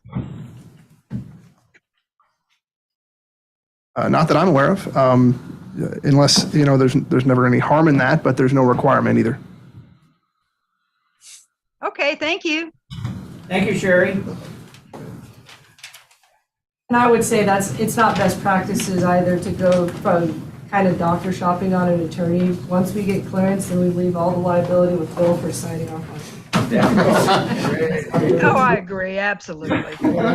Bill deferred a lot to the state. He's got big shoulders. To the state floodplain coordinator's review on this, right? She did an in-depth review and she worked with Jason. They went back and forth. She said, no, it shouldn't say this, it should say this, and this is why. So there wasn't just a, yes, that looks great, rubber stamp it, send it back. There was a coordination on this code at the state level to make sure we were doing it right. And there was changes or proposed changes modified because of that review. I'm not sure if there's any attorney that would know more than that floodplain individual at the state level that would get better. Or Jason. Jason is a real expert on this topic. And so, he works in it every day. He's a good resource for the county. Okay, roll call vote. Commissioner Ahmed. Yes. Commissioner Williams. Yes. Commissioner Bradshaw. Yes, ma'am. That's all I have. Larissa, our treasurer. Good morning, everybody. Good morning, commissioners. Before you is a request to transfer $200 from the treasurer's account to the Noxious Weeds Department's petty cash drawer. The weed department will be renting sprayers for the upcoming season at the full-service transfer sites and is in need of petty cash to make change. And this is a yearly thing, and then at the end of the season, they do return the funds back. I move that the Board of County Commissioners authorize the county treasurer to transfer $200 from the treasurer's account to the Noxious Weed Department's petty cash drawer. I second the motion. Roll call vote. Commissioner Ahmed. Yes. Commissioner Williams. Yes. Commissioner Bradshaw. Yes, ma'am.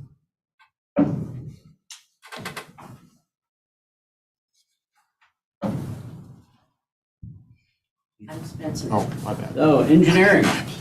That's me. You're an engineer now? I am today. Good morning, Director Teddy Lupton, Director of Public Works.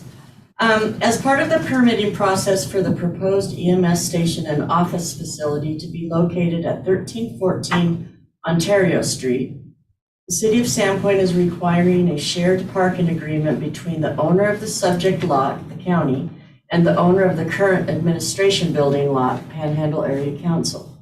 This agreement is intended to supplement the parking facilities required for the new office building and EMS station by utilizing parking facilities located at the administration building. The engineering department is requesting the board approve the attached shared parking agreement in order to meet the city's minimum standards of parking for the new building, and it's been approved by legal. Mr. Chairman, based on the information before us, I move that the board ratify the shared parking agreement between the Bonner County and the Panhandle Area Council LLC. Second the motion. Any public comment? Nobody cares about parking lot. Roll call vote. Commissioner Ahmed? Yes. Commissioner Williams? Yes. Commissioner Bradshaw? Yes, ma'am. Thank you. Solid waste.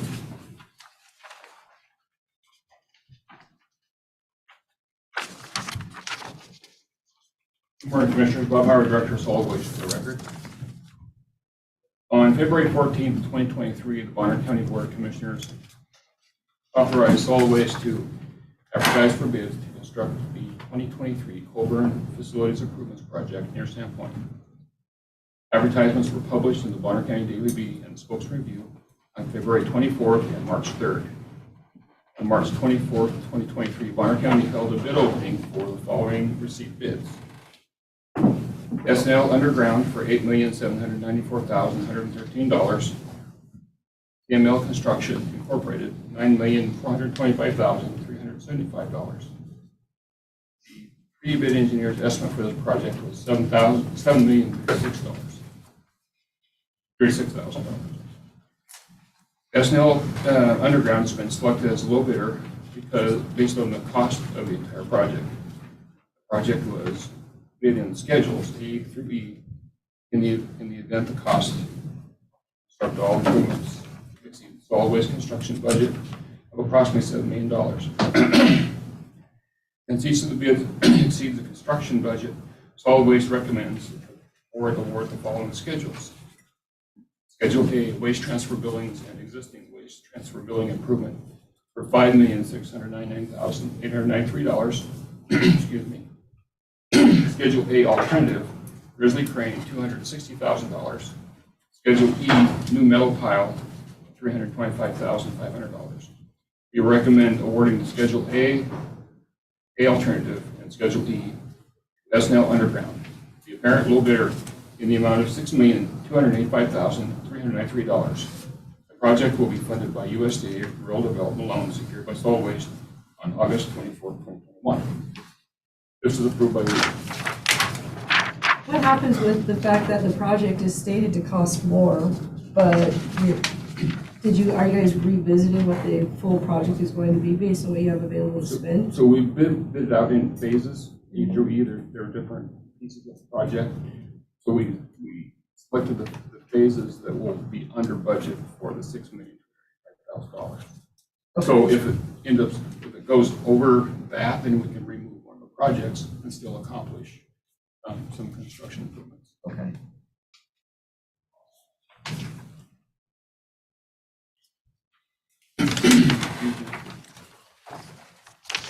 Thank you. I'm excited. This is a great project for the dump. Well, it's not the dump. I still think of it as the dump when I used to go with Dad and throw stuff in the big hole. The hole's gone, but this is going to improve it. It's going to make it better for all of us that live here. It's going to keep it cleaner. This is fantastic. Based on the information, I move that the county authorize the notice of award to SNL Underground for the construction of the 2023 Colburn Facilities Improvement Project for the amount of $6,285,393. I further move to authorize the chairman to sign the notice of award administratively. I second the motion. Public comment. Brian Domke. Bob, I was just wondering if the engineer of record offered any input as to why they believe the estimates came in so far above, the bids came in so far above their estimate? So Great West Engineering is our contract engineer. Of course, Spencer, our engineer. So we have that information. Okay, just in my own experience, that typically, when there's that much of a discrepancy, it's usually helpful to have a detailed explanation as to why they believe there would be that much of a discrepancy between the estimate of cost from the design professional to the low bid. And then also when there's a significant delta between bidders, it's nice to do a post-bid interview and understand, did they bid on the same scope? Did they understand the scope? Are the documents clear? that can lead to better outcomes. Part of the issue was it became an issue pre-COVID. And so the initial expected cost over the COVID 3 years, availability of contractors, everybody had more work than they needed, so everything went up, material went up. So they didn't So update so it their had to get estimate. downsized to meet the FDA loan amounts. So, but we didn't want to borrow more money. Right, So, yeah. Did the engineer not update the estimate just before the bid? That would be a clarifying question, because I wouldn't have thought your bid Yeah. was 3 years old, right? So we went out to bid before this, and both bids came in like double what the loan amount was. Yeah. So we backed away, we did a complete redesign of the project, and we broke it up into phases. So when we rebid, which is this bid, we would have an opportunity to actually get some type of work completed with the loan money that we have for USDA. And I think that's a wise approach. It's always good to have alternates and options. I'm just saying from a design build industry perspective, it's really nice to analyze why, try to understand the root cause of why bids come in over to make better decisions in the future and be able to modify design approaches. Is it a material issue? Is it a design issue? You know, there are different factors that will come into play as to why the square foot cost or the linear foot cost of a given material is so much. And so it could really help the county with its fiscal prudence to better understand why these numbers don't reflect a current estimate. So, suggestion for future. Yeah, a lot of that cost increase happened in a really, really short period of time after it was put out to bid. So it's like, yeah, nobody saw that coming. Brian, I'll send your question to Spencer, because I think at the root of what is, are we using an estimated cost of $7 million from 3 years ago, or did we update the estimated cost and at what that specific change? And I think the correct person to answer that question is going to be Spencer, and he's not here. It's great to ask those questions. And sometimes you determine that in the future, the specifications you use or the design details or something should change. I know it's a difficult market, but sometimes it's good information to say we should alter our design approach to reduce cost. Thank you. Thank you. Daniel. Mr. Chairman, thank you. I'm a little confused at how this was first presented. I heard an 8 million and 9 million bid receipt, and I thought you said the low bid at 8 million was accepted, and that was a 7 million estimate going into the bid. And then we're talking about a $6.285 million approval. And so, one, can you just kind of clarify again those numbers? And two, Mr. Commissioner, Mr. Chairman, at 6.25 million, I think it was just said that we're, how do we say, compromising or sacrificing something. What might we be sacrificing because we're not getting what was advertised, apparently? And so, I don't know, maybe you can tell me that that's true or not true, but I'd just be kind of interested to know. And thirdly, do these numbers of high estimate impact the rest of the proposed build-out to other facilities? So the first question, I guess, would be the low bid number. Second would be what we're losing by taking the 6.25 million. And third would be how that affects the other build-out. I think part of the original engineering was trying to look 20 years ahead, because we don't want to have to rebuild what we build, which is the reason we're having to do it now, because solid waste has been way behind, kicking the can down the road for the past 20 years, which got us to where we are today. And so we were trying to look at this would be the ideal thing. And at the time, the prices were good. The FDA loan said, yeah, good interest rate. By the time the bids went out and came back, steel buildings doubled in price in less than 2 months. That's just one thing. Concrete's over $200 a yard. It was $125. So those things all happened really fast. And so it's like, okay, let's at least catch up to speed plus a little and do what we can with what we got. Could we go back to the USDA and get a larger loan? Probably, but we wouldn't get the interest rate now, because now that's went back up too. So you got to look at all of what you're paying back too. You still got to work that into the budget, so. All those factors came into play, and so, you know, you wanted the real nice automatic faucets in your house, but as you built your house, you found out, well, we'll just put the regular handle one in, we'll upgrade later, you know. Those type of things fall into play. Albert, anything? So on SNL Underground, the low bid of $8,794,000. So he bid on bid items A through E, so they were broken out in different projects. So based on his bid, which was the total, we chose the 3 items we felt was the most important for the money that was under what he did. So we have some room if we have some expenses unforeseen, but so we chose the best, most economic route to go with the best improvements for the site. Does that make sense? So my understanding then, for clarification, is that there were multiple items to bid on, and we took just the several items that allowed it to come in under 7 million. Correct, is that right? Yes. Which still leaves us other items that were not. And those are the expensive faucets. Those are expensive too. Okay. Just wanted to all Yeah, cheap doesn't enter into anything anymore. I think what Brian is getting at is you want to understand how we got the bid, what changed, so that there can be some reflection on, was there something we could have done differently? Or is there an ability to improve the process by which we're requesting things? A little bit more substance to that. And so I did send the email to Spencer and copied you to ask that question, because there might be room for improvement. It's easy to say things like inflation and the cost going up, but you're looking for specific to this particular project. So he'll give you an answer to that, and then we can, if it comes up again, we can revisit something like that. Yeah, thank you. And I think, again, it's just ongoing process improvement. Yep. It's a difficult market to work in, but there are industry standard processes that can help reduce some of the variance, or just value engineer, just ugly terminology, but there are ways to keep those costs managed on the front end. That's how we got to this point right here, because it was we had $7 million at the beginning. We have $7 million today.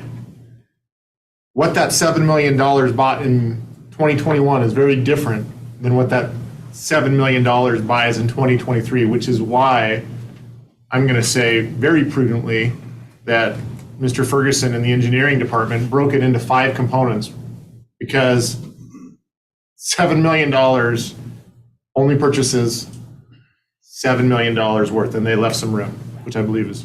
Yeah, I think that it's always prudent to have options in the bid. Wayne? So I'm assuming, for the record, Wayne Martin.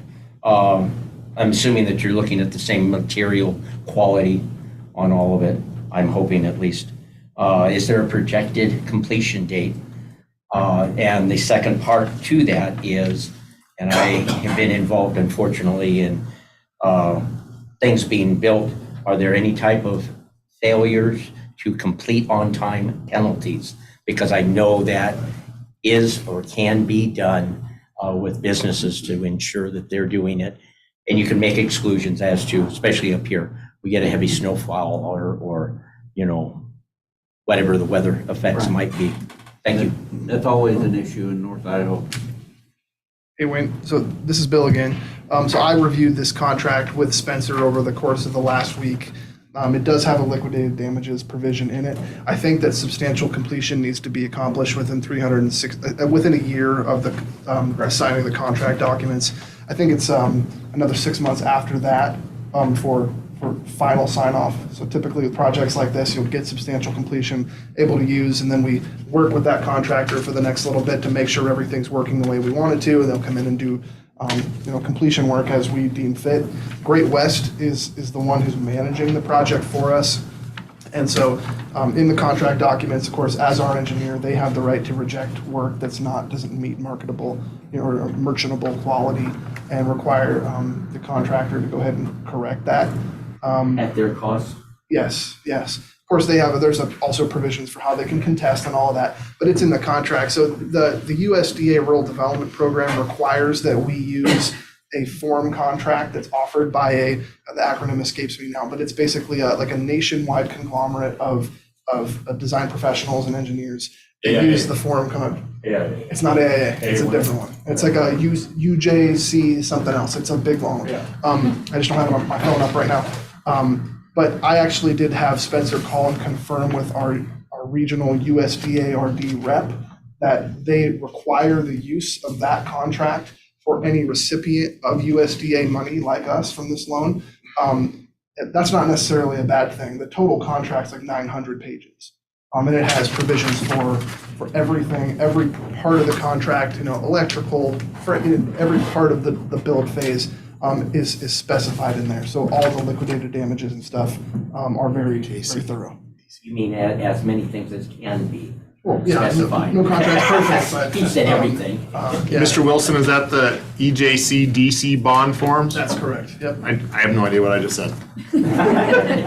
It's basically there's three different groups. There's three different groups of engineers and design professionals who are kind of distinct, and then all three of them come together in that organization. And part of their job is to create form documents for contracts for public works building. So that's what I reviewed, and of course, it's pretty thorough. Thank you. Thank you. All right. Yes, sir. John Dupree for the record. Is there any provision that prevents cost override costs, or are they going to keep it within the budget and get the job done, but not come back and have more expenses that the taxpayers have to pay? So that's why we chose the three projects of the lesser amount of the bid. So we have room if there's additional costs or change orders, we have some extra money to pay for those without coming out of our budget, out of the loan. That makes sense. There's no promises that things are not going to be exactly as bid. I live in a 105-year-old home. Every time I start a project, I find all sorts of presents. When they start this project, they're probably going to find some additional add-ons that engineering is going to have to address, and that's why they left approximately $715,000 to be able to prepare to mitigate any unforeseen circumstances. To complete. Yes. Yes, sir. All right, roll call vote. Commissioner Ahmed? Yes. Commissioner Williams? Yes. Commissioner Bradshaw? Yes, ma'am. All right, Bonner County Assistance. You're not Kevin.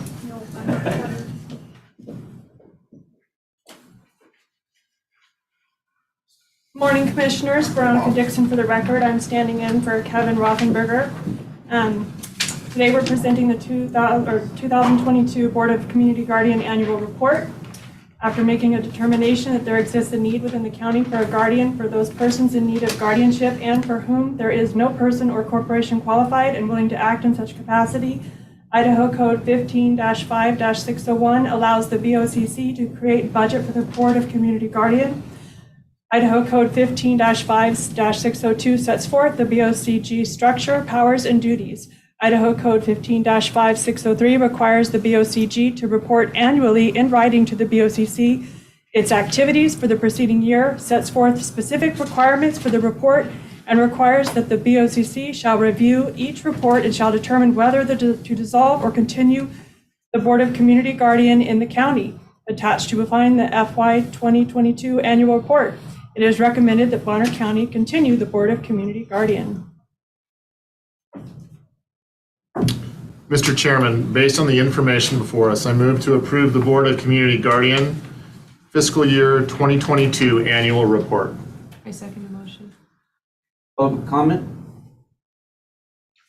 All right, roll call vote. Commissioner Arnett? Yes. Commissioner Williams? Yes. Commissioner Bradshaw? Yes, ma'am. And, okay, Commissioner Bradshaw. Appointment, Bonner County Fair Board Resolution. After a lengthy recruitment process and interview, the Bonner County Commissioners have decided to appoint the following individuals to the Bonner County Fair Board for 4-year terms beginning April 25th, 2023 and ending January 18th, 2027 per Idaho Code 22-202. The 3 names chosen were Ben Wood, Tanya Johnson, and Tim Mahan. Now will you entertain a motion?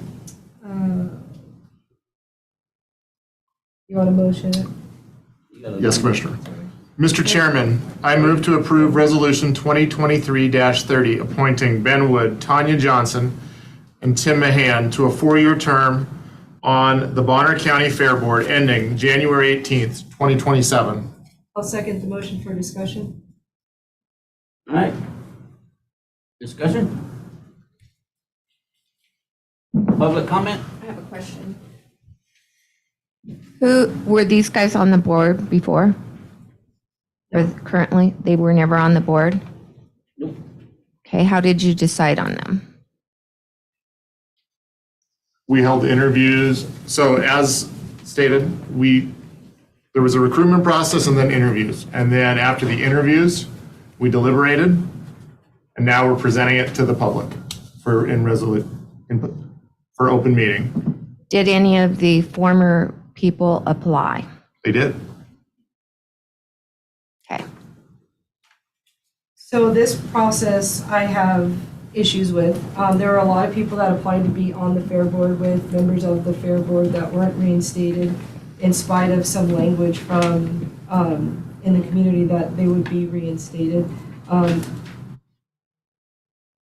This board has a lot of visibility, and I think there was an opportunity to allow the public to voice their desires for what the Fair Board looked like. I think there was also an opportunity for members of the current board to participate in this discussion because we need a functioning Fair Board.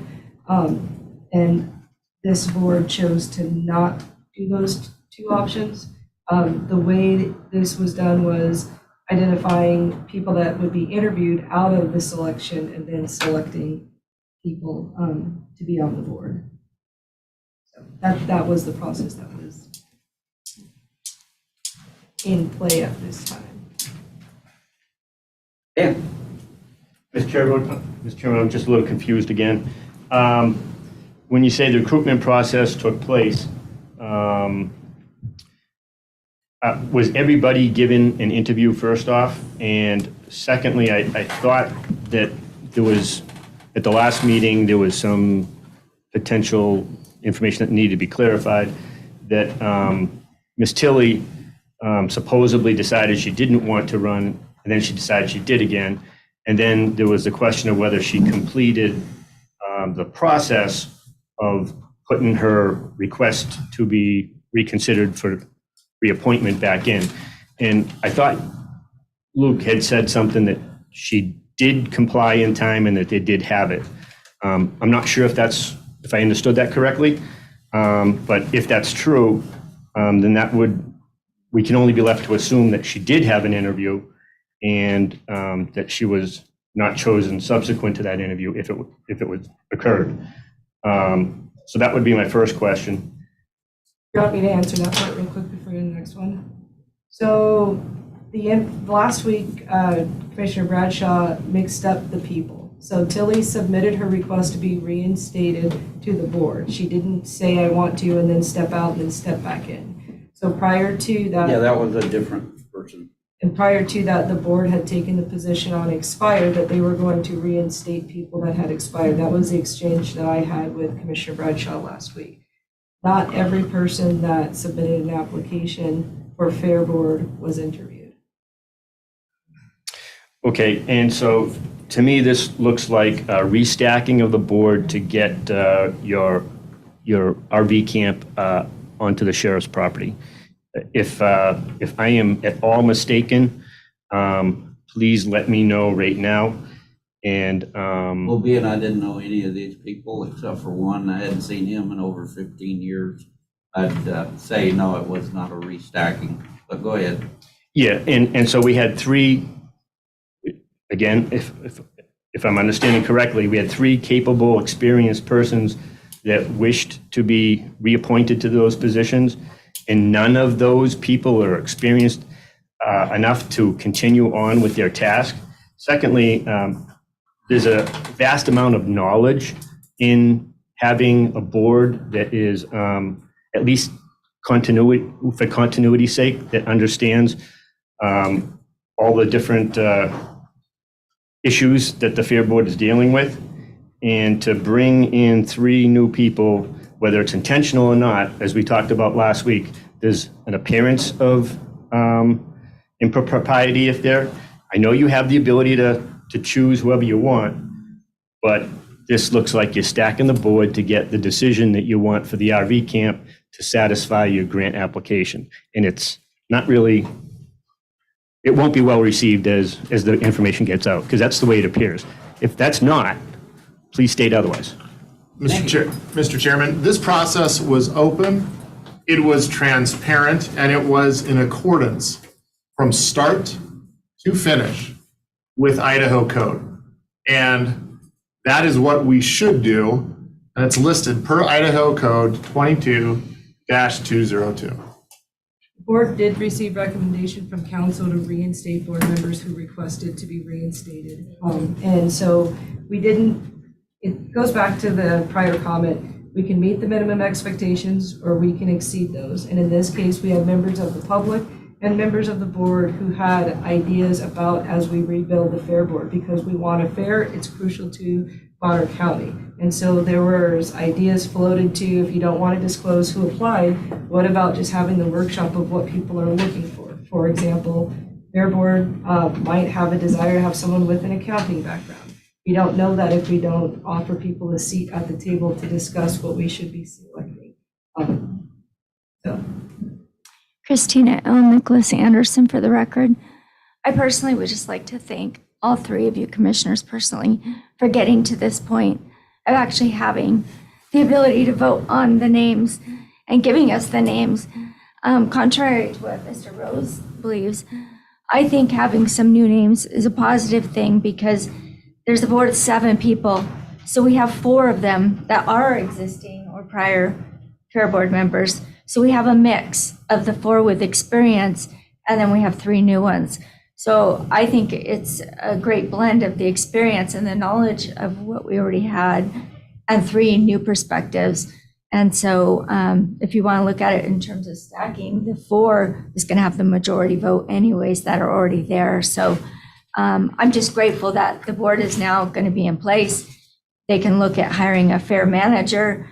Hopefully that person could get in place and we can look forward to the 2023 fair that's coming up. So I'm just grateful that we've got to this point that I've been asking for. So thank you for getting us there. That's all I'd like to say.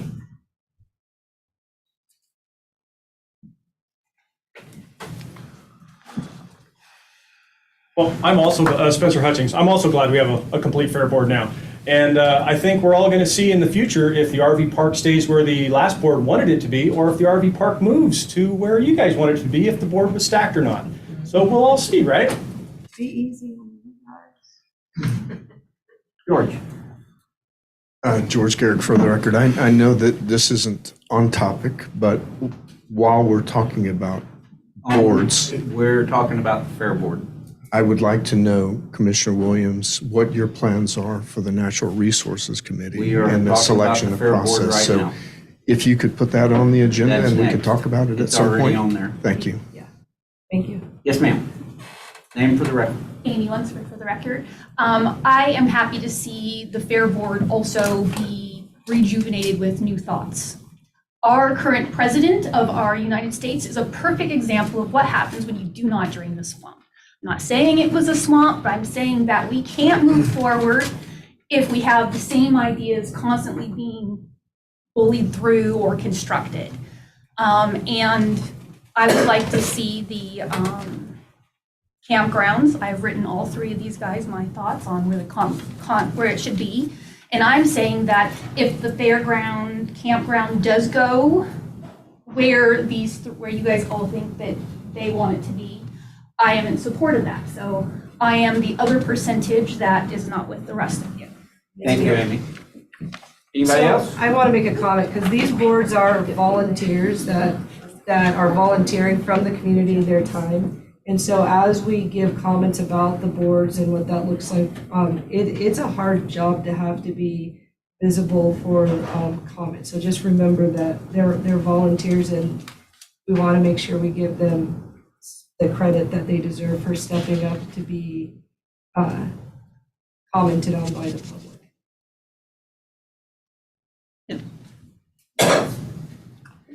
Someone had their hand up, I thought. I was saying I agreed with her.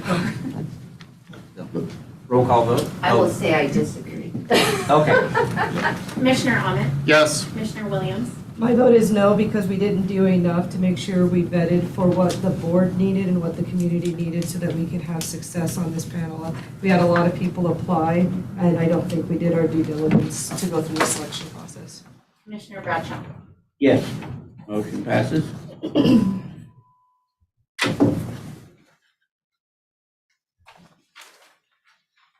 So, Am I going to read the resolution on this next one on the BCNRC? let me read it again.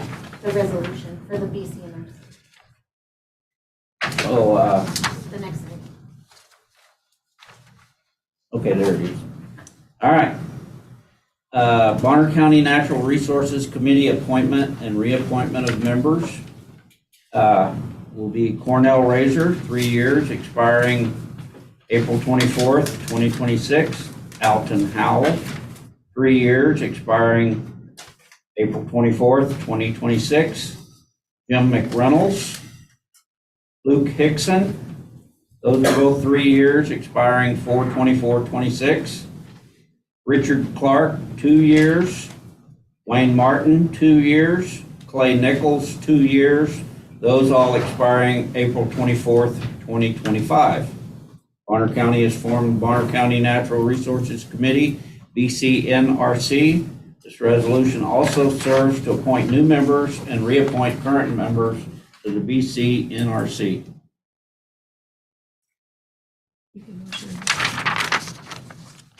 Mr. Chairman, based on the information before us, I move that the county approve Resolution 23-31, appointing and reappointing members to the Bonner County Natural Resources Committee as described in this resolution. I second the motion for discussion. All right. So one of my issues, and this is actually an example where we reappointed without interviewing people automatically, but we weren't consistent with that process on other boards. And so process and procedure can help for consistency and structure of the county. And in this case, we did not interview anybody that was on the board. If you said you wanted to be reinstated, you were reinstated, and we did not interview all members that applied to be on natural resources. This is a particularly similar to planning and zoning. A lot of people have an interest in this topic. We have a lot of people with varying backgrounds, and we limit ourselves by not adding at least that interview process, because if we as a board comment about people not applying to volunteer, but then we don't allow at least an interview, why do we think people would continue to want to volunteer? We have to at least offer that mutual respect of putting yourself out there. And this is inconsistent with what we did on a prior board with no plan of how do we show the community, if we're not going to allow the community to be any part of the selection process or provide any ideas, we should at least have a procedure in place that's consistent throughout the selection of advisory boards and committees. Mr. Chairman, from my perspective, this process was very similar. It was open and it was transparent. Just as a point of clarification for the members of the public, there is a massive difference between a planning and zoning commission, which has statutory obligations and responsibilities set forth that the BOCC must honor, and the Fair Board, which has statutory requirements that the BOCC must honor. And in regards to the planning and zoning commissions, those are dealing with land use, which have hearings and et cetera, which are very distinct from the Fair Board. And important distinction with the Fair Board is the Fair Board is responsible for taxpayer dollars. The taxpayers of this county entrust the BOCC, which is us, and then they entrust the Fair Board to manage a treasured asset of this community. This board here that we are about to vote on in resolution, this is a non-statutory board or committee rather that was created with a very specific purpose. And the processes were very similar. But as with the three boards that I have mentioned, planning and zoning, even though we split them into two, the Natural Resources Committee and the Fair Board, all of them have a distinct purpose with unique responsibilities and duties. And one of those big ones to me is when we start dealing with statute and we start dealing with taxpayer funds, it is exceedingly important that we are conscientious in following through with statute. It sounded like maybe this is the example of one of those committees that could have allowed for more input then. And I would say on this, because you're not seeing the dollar exchange doesn't mean there isn't a cost to the community. So natural resources is pretty impactful to all of Bonner County. And it does provide advice to the Planning Commission, to the Board of Commissioners, and especially as we look for growth and development of our area. Bonner County is very diverse. We have very delicate ecosystems. And so it doesn't matter that there's not a state rule or a law for everything that we do. We can make decisions that are in the best interest of the county as a whole without being mandated by a rule of law, but by having the mindset of future planning to maintain our ecosystems and the health and welfare of Bonner County residents. I think it's a disservice to our community if we say we don't have to do it because the statute doesn't tell us to. I think we can actually broaden our thought to include caring about something, because by the time we realize that a wetland is significant, we may have destroyed the wetland and not be able to recover it. And so that's where it requires us to care about this type of a commission, because we have a lot of people that are actually becoming experts in this. They're using our county as kind of that footprint of natural resources and education. And we're doing a disservice to not care just because they're not taking maybe a dollar amount from the county, because taking a resource is significant. And the advice that this board would get from this committee is crucial to planning, to zoning, to development, to how we're going to future plan for the county. So it's not minimal, it is very impactful. And arguably, we might be able to get money back, but if we destroy our ecosystems, that takes decades to recover from. So it requires our attention today. George.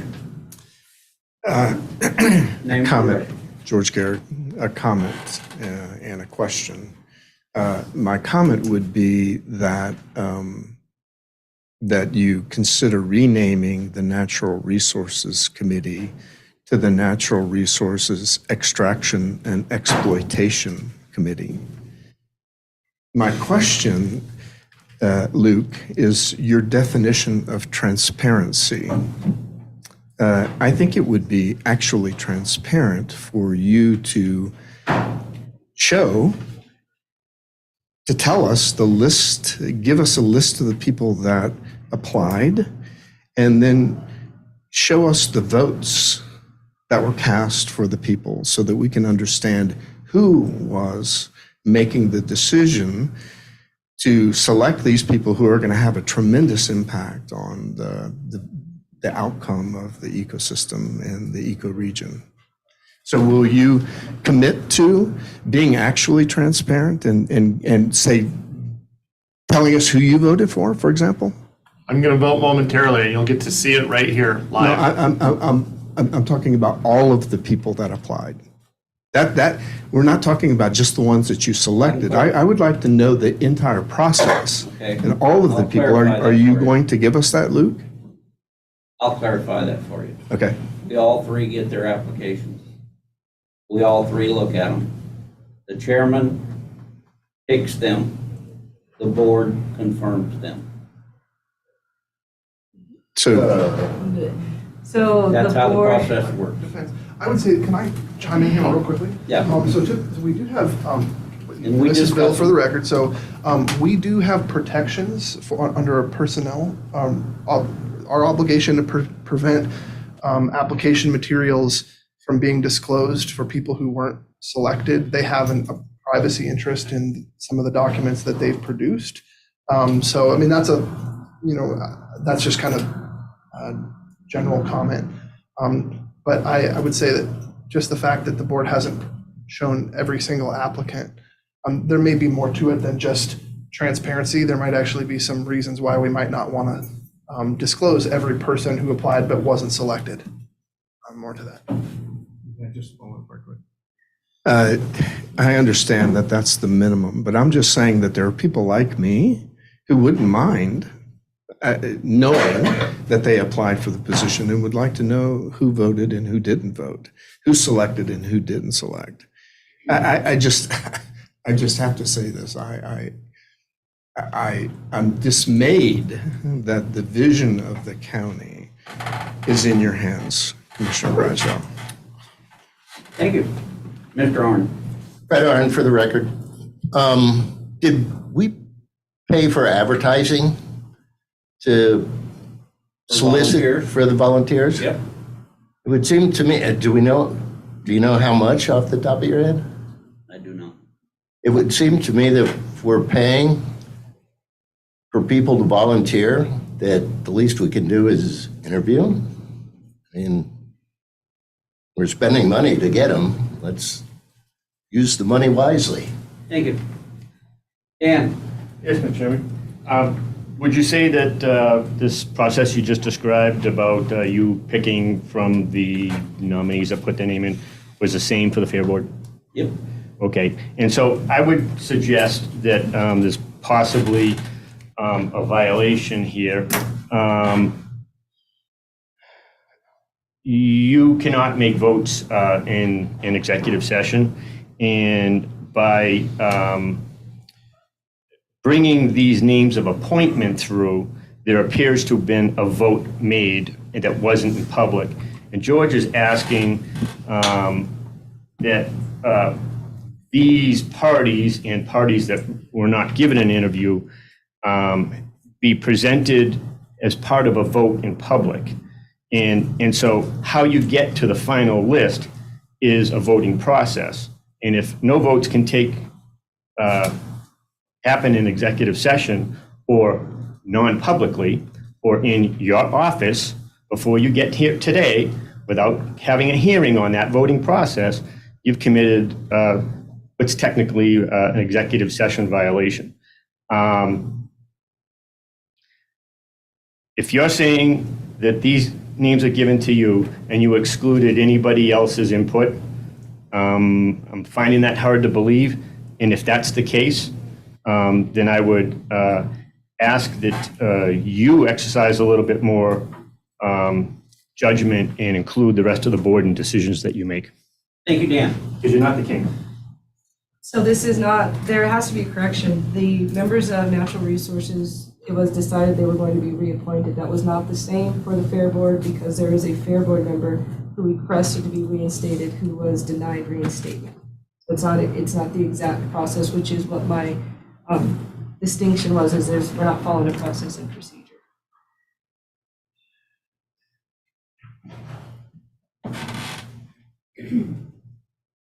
John Dupree for the record. I'm a simple guy. When you talk about natural resources, you're talking about rivers and lakes and forests and that kind of thing? Yes? No? Yes?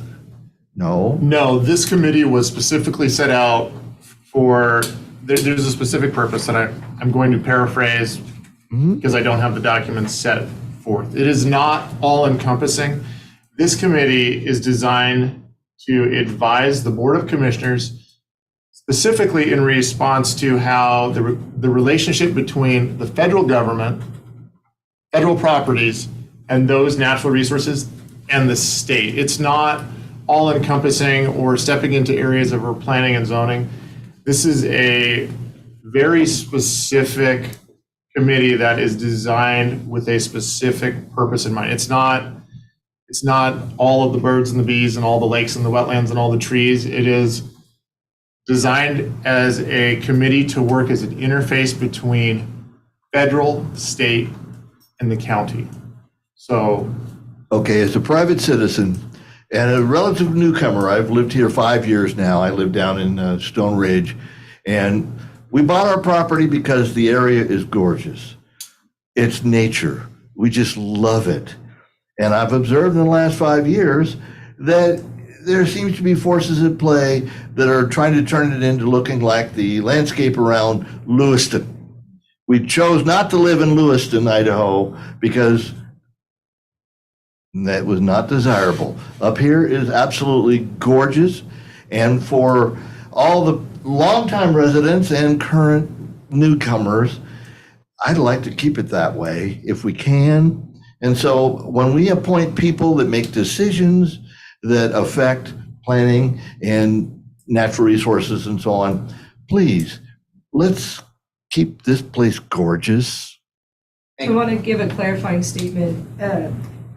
The natural resources will do anything the commissioners want them to focus on. So it's not this just federal state. So if, for example, a commissioner had an interest in saying, can you review wetlands and the listed wetlands in Bonner County? Because we have a lot, and we have a lot of bill that actually can happen in a wetland. And you wanted some input, you could ask natural resources as a committee to take a look at that. So there's nothing that prevents that. And that's where in this topic, it's one where you want educated people that understand that ecosystem to understand and give you good advice because they're an expert in that area. There's a lot of people like Lakes Commissions and Selkirk Conservation. They're very interested in that. So that it's not just a federal state. You can task someone to take a look at that interest. And you can say, hey, can you help us with the comp plan? We have a natural resource section. Can you give us some advice from your perspective as a committee? So there's a lot that natural resources can do and suggest to the commissioners. Thank you. Anybody else? Roll call vote. Commissioner Ahmed? yes. Commissioner Williams? I vote no, not because of a specific individual, but because we did not use the same process for this as we did for a different board. And we need to be consistent and transparent with our process. And we did not interview all people that had an interest in that committee. Commissioner Brown? Yes. Motion passes. It is 11:17, and we will take a 5-minute recess and come back and go into executive session. Mr. Dupree, if you go to